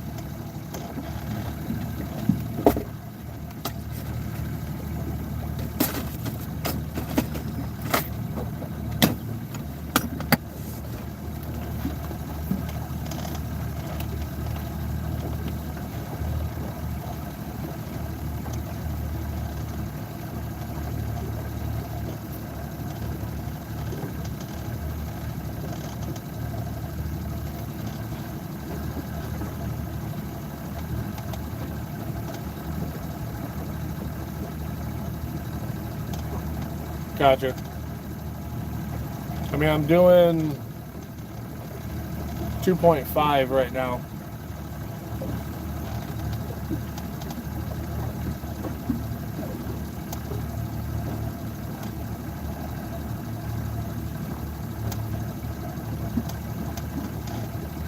Yeah, you were doing what, like 3.5, I think, in your last stream.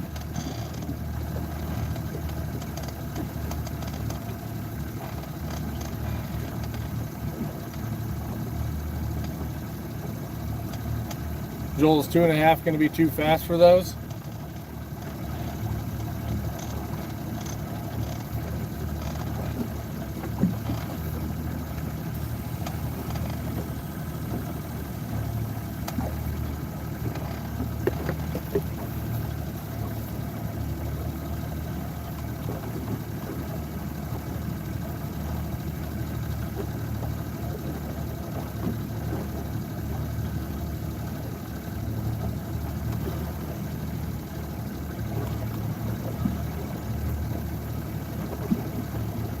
I'll give you guys a quick view. The Lake Express is heading out.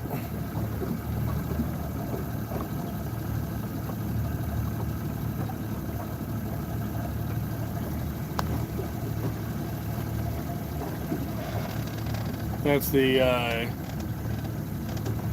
rod. That's the Cross Lake Michigan ferry. It's a giant catamaran. They make a couple trips back and forth a day.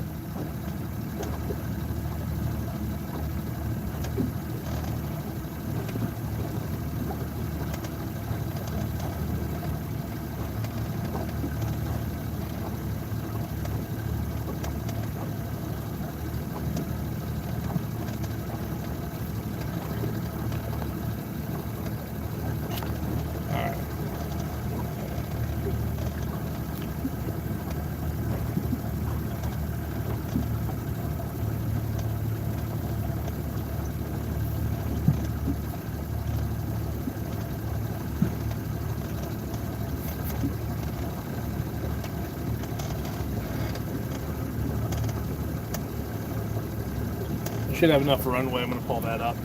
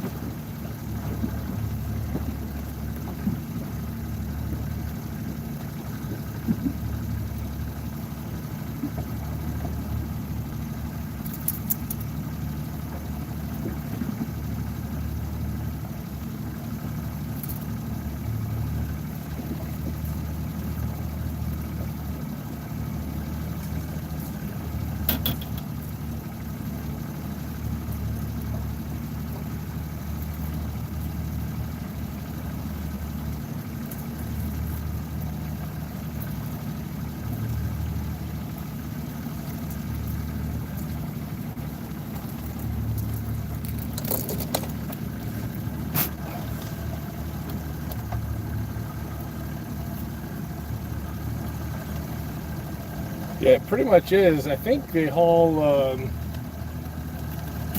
think the lower deck it hauls cars too. Joel, you probably know. You can correct me if I'm wrong, but I think that Cross Lake Express takes vehicles and passengers.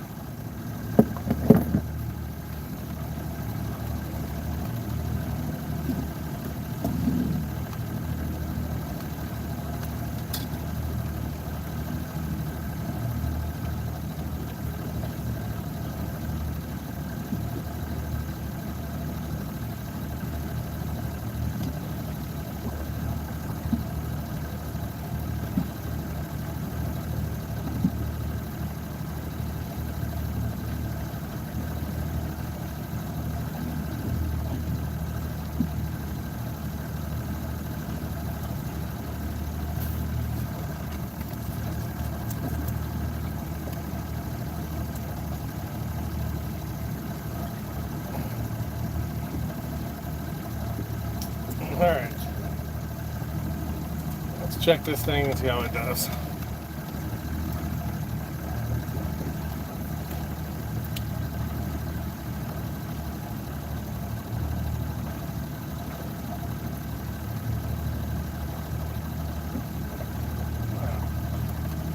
Runs good. I have no idea if that release is going to hold this thing or not, though.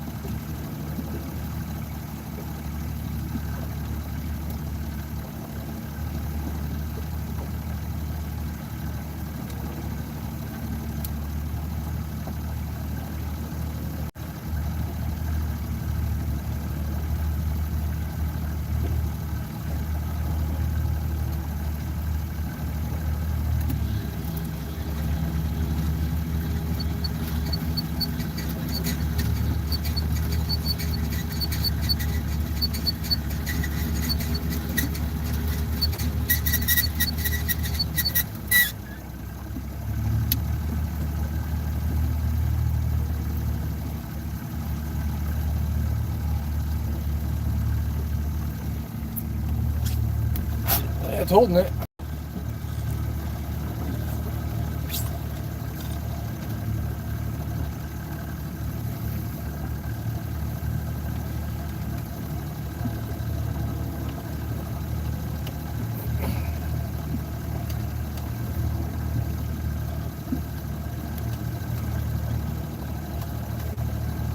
Swap this other one out too, I guess, before I make another pass back through that spot.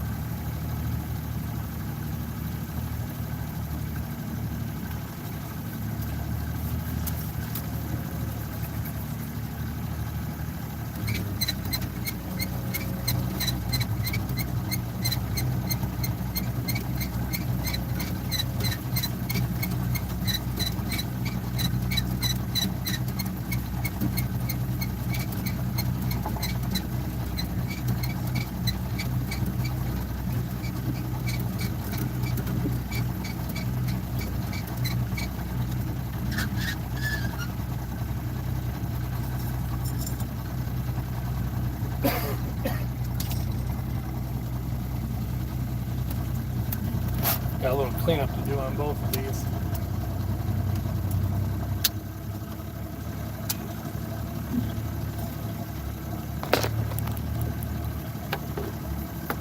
Not sure what this stuff is. It's like the consistency of cottonwood, but it's definitely not. It's some sort of living thing. It's almost got the look of like frog eggs.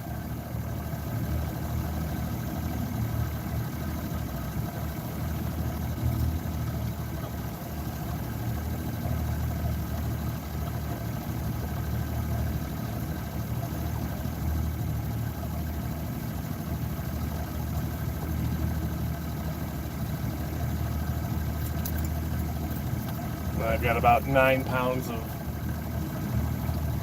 grass on the downrigger cable. I gotta get that off too. Swap that out.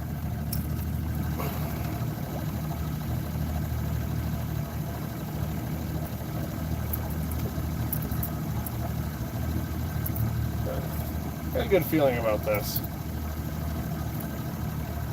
Oh, that flatfish tripped.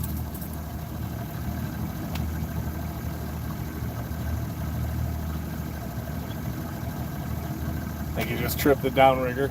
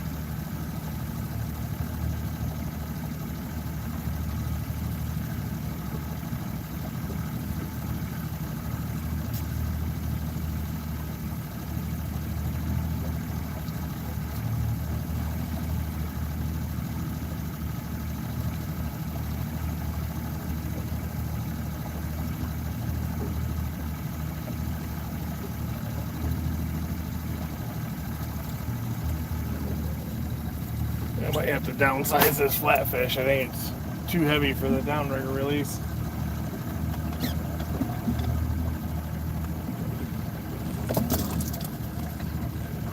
Mess with that in a minute. Get this one out so I at least get something in the water.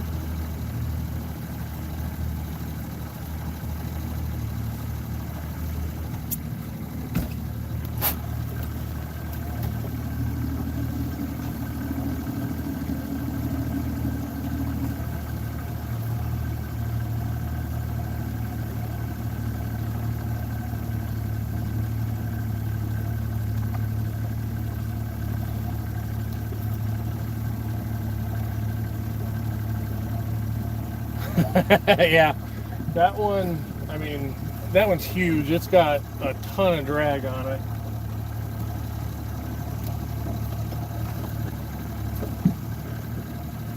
I think if I just go down a size, it'll probably be okay. It's just, there's so much drag, it's pulling the, stripping the release.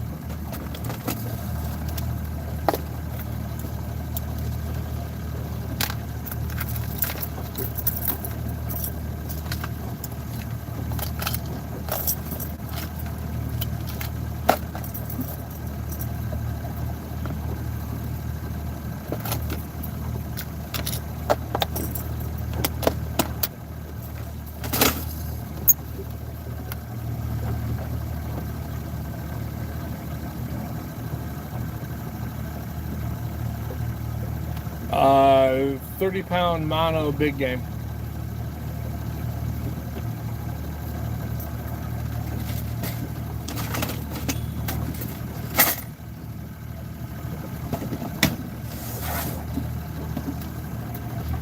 It's inexpensive. I can do a bunch of reels with it, and it takes an absolute beating.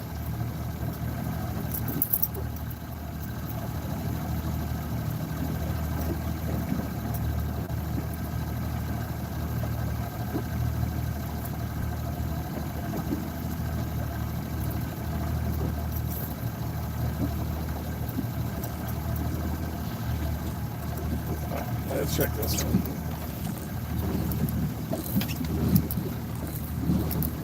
Oh yeah, it's all good.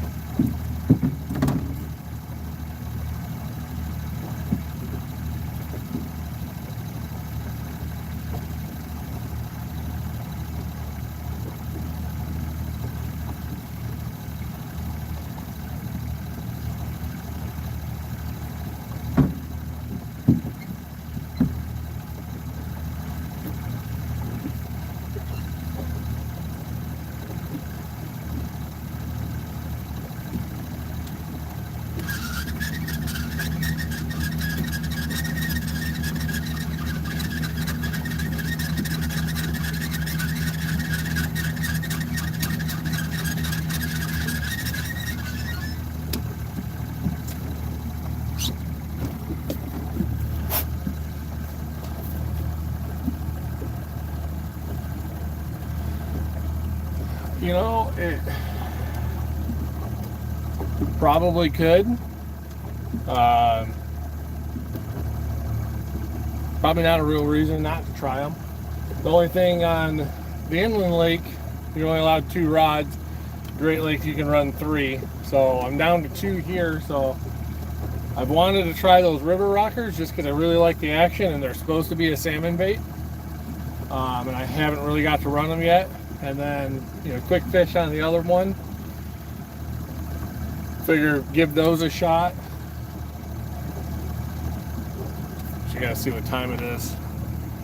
I got about 2 hours until I'm gonna pull up.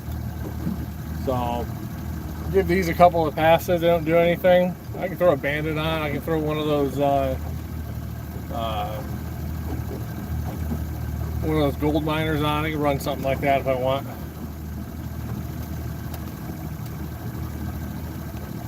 I do feel like the hooks on the bandits and the gold miners are going to be a little on the light side for salmon, but I could be wrong.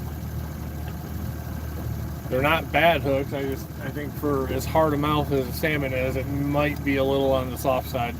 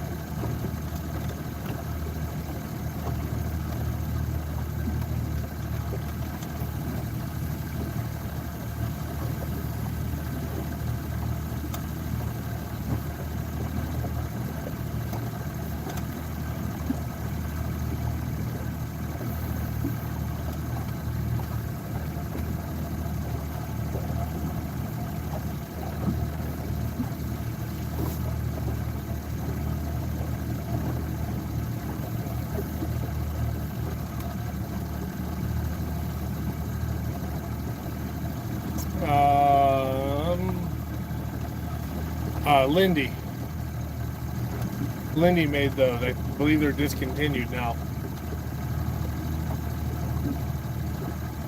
My stepdad has a knack of finding, finding really good deals on stuff, and I want to say he was at a Sportsman's Warehouse or maybe one of like the Farm and Fleet and outdoor stores, and they had them all clearance, so he bought a bunch of them. Marking fish again.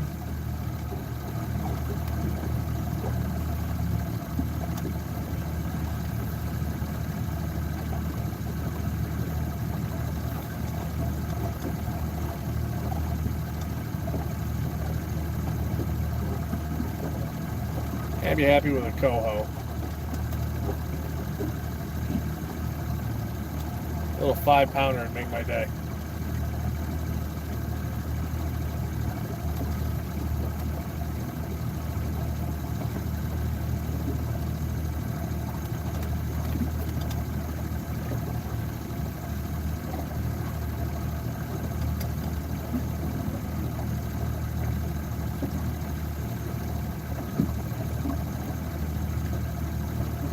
Yeah, I'm going to admit that I've not run those river rockers very much. This is maybe the second or third time I put one on. I put one on behind a tadpole diver in order to get it to go down. This is the first time I've had it on a downrigger.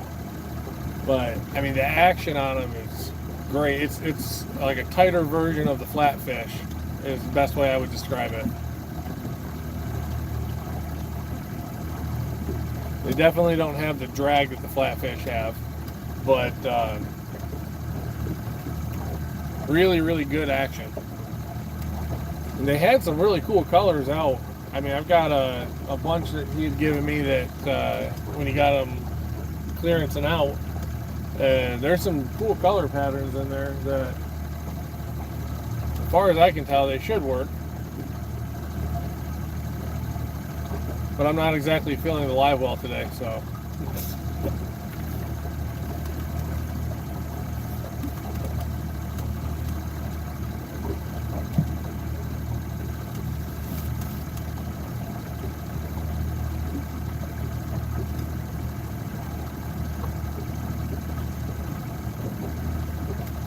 Got more boats heading over into this area.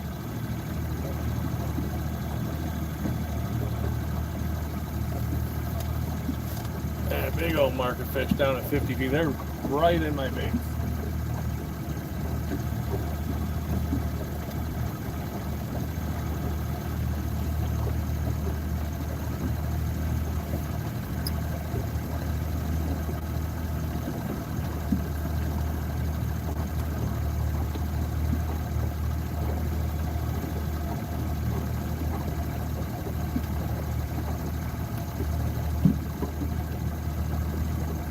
Yeah, when I first got them, I was kind of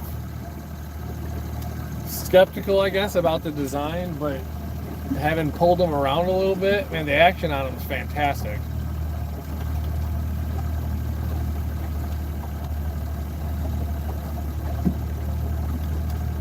I mean, you can tell, like, when you get a lure and you're like, oh, this was a gimmick, this thing's never going to catch fish. These definitely don't have that feel.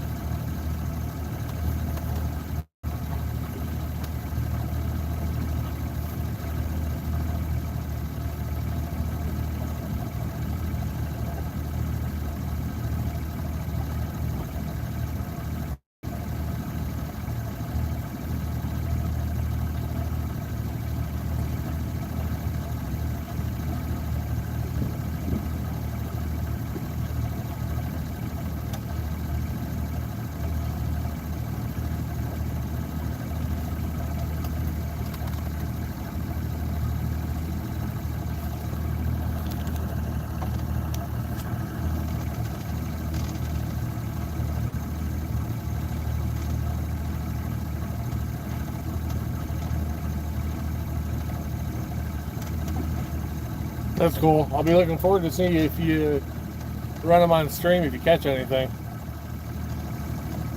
Like I said, man, the action on them it seems really, really good. It's really tight, really fast wobble.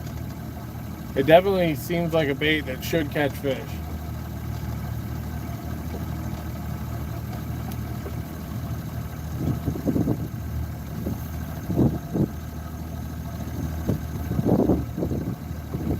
I think my stepdad's told me that he has caught some salmon on them up in the UP, but he's not. I think that was off Two-Hearted River, and they tend to long line there, a lot shallower.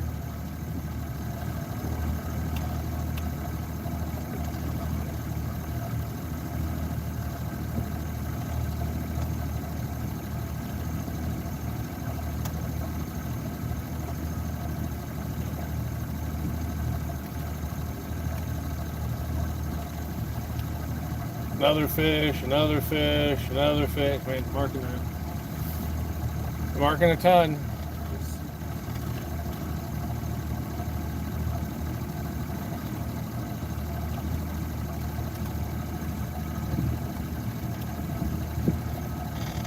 Jeez, beats.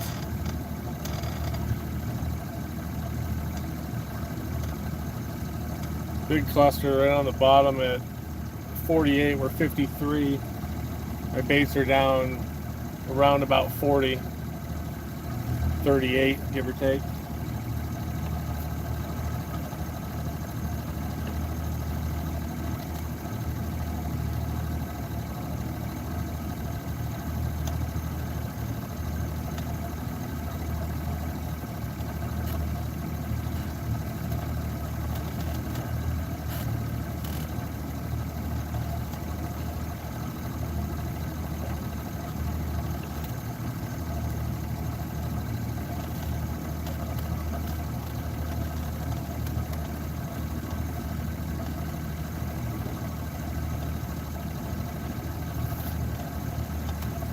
Kind of getting tired of marking fish at this point.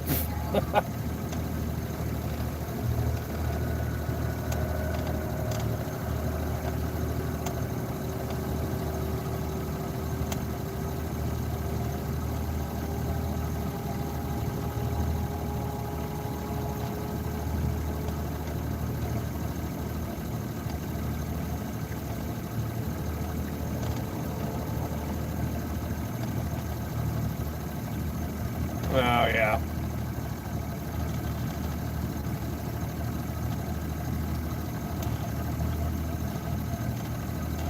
Well, I think the thing is that there's like a market for them. I'm guessing somewhere they got really popular, but they didn't pick up like on a large scale. And the people who want them. So they're probably paying some dumb prices for them. Especially if it's a hard to get color or color that wasn't, a ton made or was super popular and there's just not a bunch left now.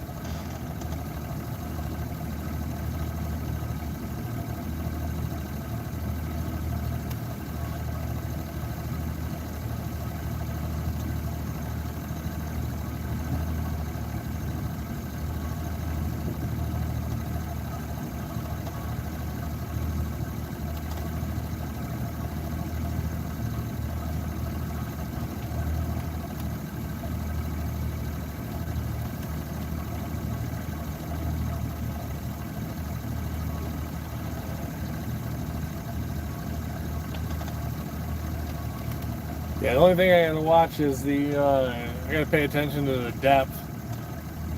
So if I go 40 or 50 yards that way towards shore, I'm gonna start running my cannonballs into the bottom. And I've got replacements or backups, but I really don't want to see what it does to the side of the boat when I start dragging 10 pounds of lead through mud and sand and who knows what. So, I just look over every now and then, there's a fish.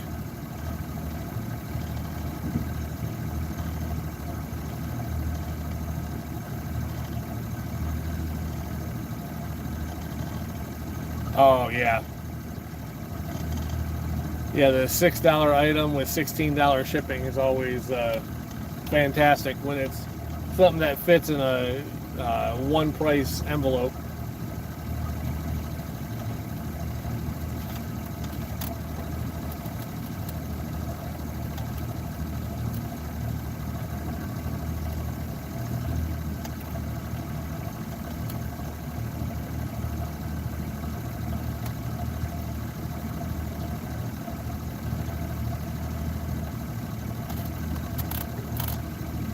Okay, I can throttle down a little bit and slow down.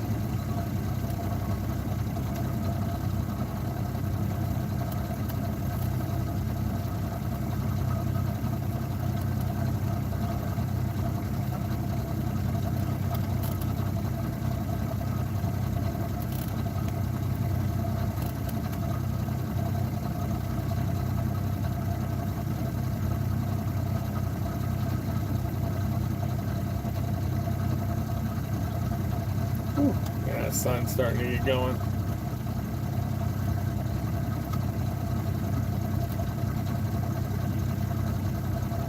Water's almost 2 degrees cooler right now than it was yesterday.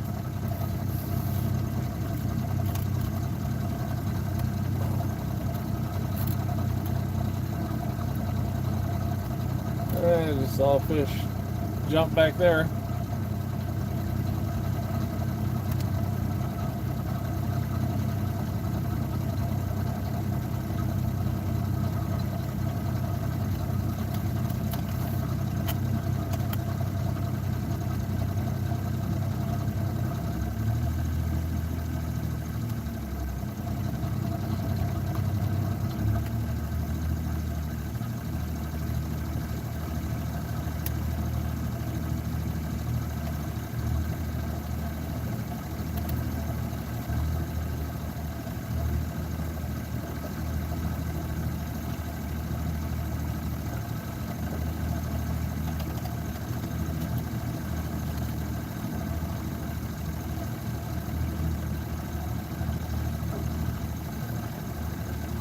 Yeah, I've got jets in the box. I've got dipsies on 2 rods. Normally when I've got my boys out, I can run 6 rods comfortably, being the only adult in the boat. Comfortably. I'll run 2 rods off each downrigger, one on stacker and then one off the weight, and then I'll run a dipsy off of either side, but I'll set it to like a 3 so it wants to plane away from the boat.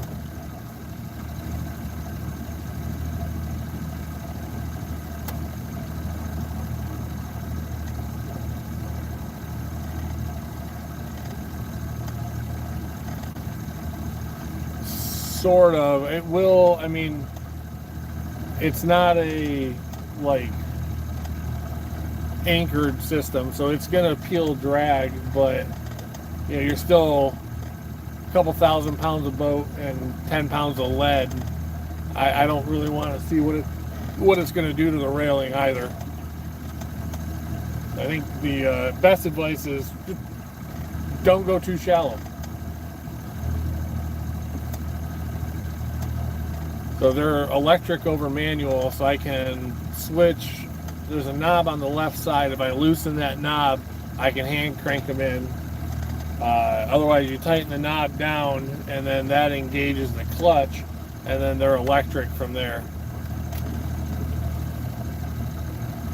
Which I've done manuals before, and putting 8 or 10 pounds of lead down 60 feet, and then cranking it up by hand 4 or 5 times in a day, that's enough of that. So, but I got lucky. The only reason I have these electrics is I found a guy selling them used, and when he got the boat that he had, they came on it. He bought the boat from a friend of his who had them for 3 years, and then sold the boat, sold the downrigger. This guy got them and took them off, put them in his barn, and they sat there for 4 years and never got used.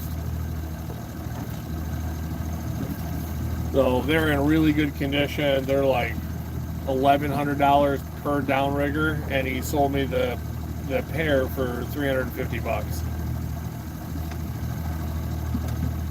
I couldn't go buy a single rod electric downrigger new for $350. And then I had to do a little work to get them to fit the boat. There's an adapter plate on the bottom. I don't know if you can. There's a plate down here that locks it into the tracking on the side of the boat. And then when the downrigger's out, it pushes down into the top of the gunnel. Those plates are actually made at a company in Michigan. I've been searching forever for them, and finally they just popped up randomly when I was going to order somebody else's. So you mount the downrigger to the plate, and then the plate goes into the tracking system. Yeah, it was one of those deals where if you don't have the cash, you figure out how to find the cash to do it. Fortunately, I had the cash, but yeah, definitely way too good a deal to pass that up.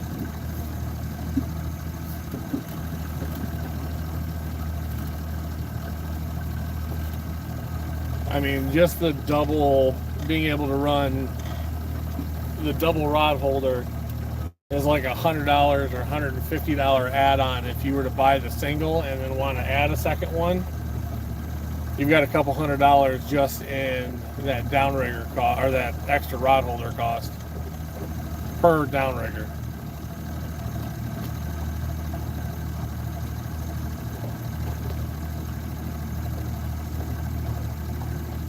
So don't rig them on the bench. The guy, when I got these, the guy had similar boat to what you have. What he did is he took a 2x12 and ran it all the way across the top of the boat, over top of the rails, and then put another couple pieces of 2x12. Sorry, I was just watching a big patch of weeds, make sure I didn't pick it up. Another piece of 2x12 on the top, and then would clamp it down to the boat somehow. But he mounted the downriggers to that, so then he could take both downriggers off, put them both back on and didn't have anything mounted to the seat, nothing permanent to the benches. He built a little electrical box in it and used a couple of like trolling motor plugs. So there was a trolling motor plug on the end of each downrigger, and then he had a little box that he would plug them into and then put a 12-volt battery in the front.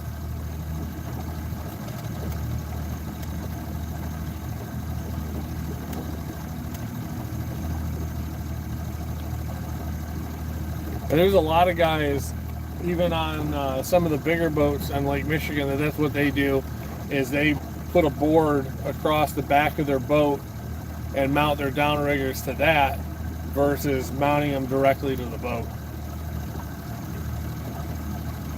Either they don't want to screw something into the boat, or they don't want to permanently mount it or put holes in it. With this, I don't have to because it's in the track, but there's a lot of boats around. If I went through the marinas up here, you'd see a bunch that have the downriggers mounted on a separate board.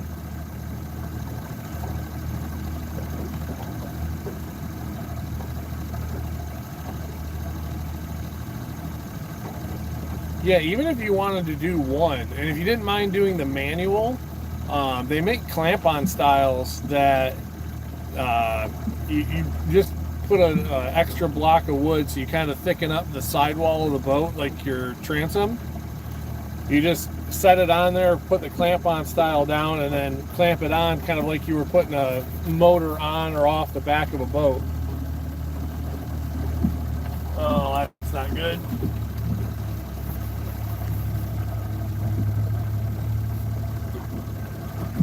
Oh, I found a big patch of weeds. Yep.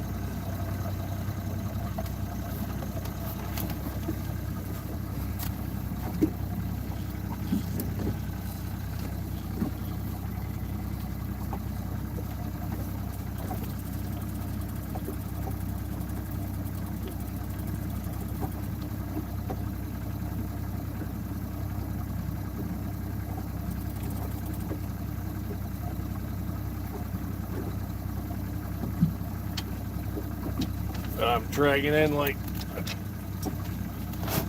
a 20-pound salad right now.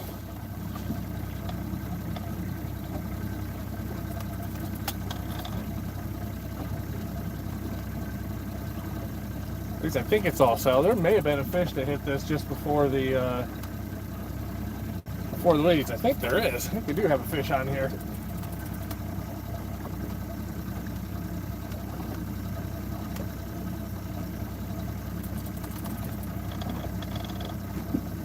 Can't tell. I feel like I keep seeing a fin kicking around in the weeds.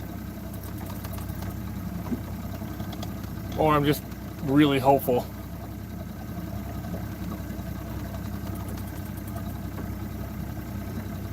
I think it's just weeds.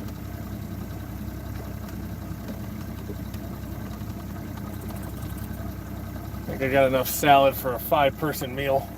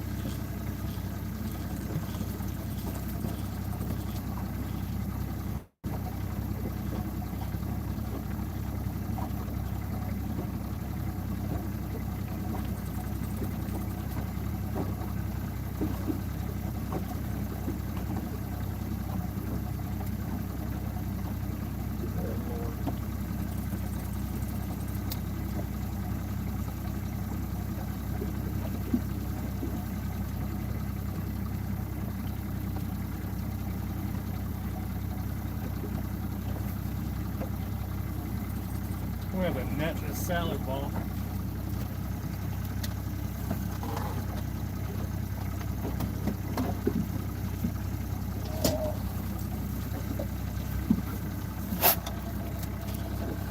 That's a first.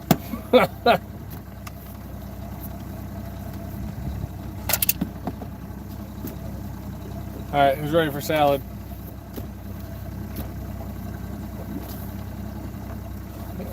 $46 on this bait. Look at the size of that thing. Oh, Lord.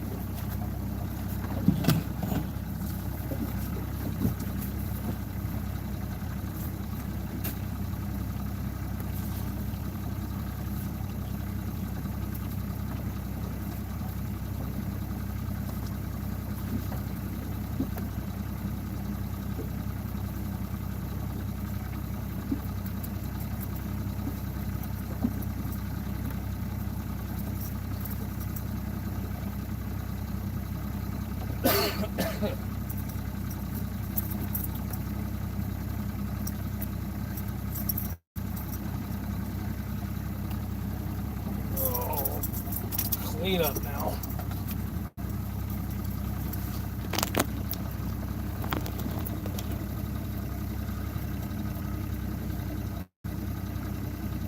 Yeah, right? Yeah, first catch on the flatfish. Go figure. I just looked over and I saw this huge floating mat of it, and I'm like, well, hell, I'm going to drive right into that.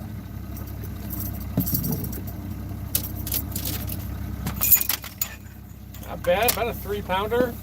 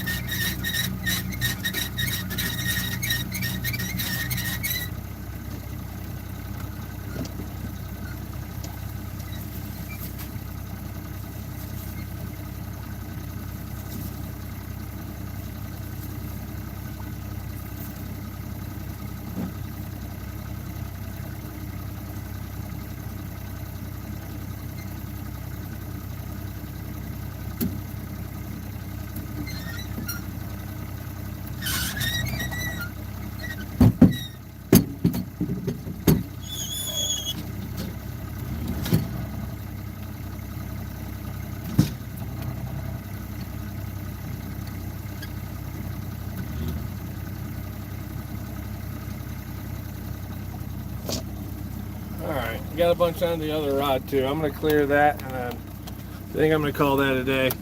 Rod, I appreciate you stepping in, man. I'll look for your next stream. Be sure to join it up next time you get going. Thanks a lot, man. Let me know if you have any luck finding those any more of those river rockers. Talk to you guys later. Everyone have a great day. Be safe.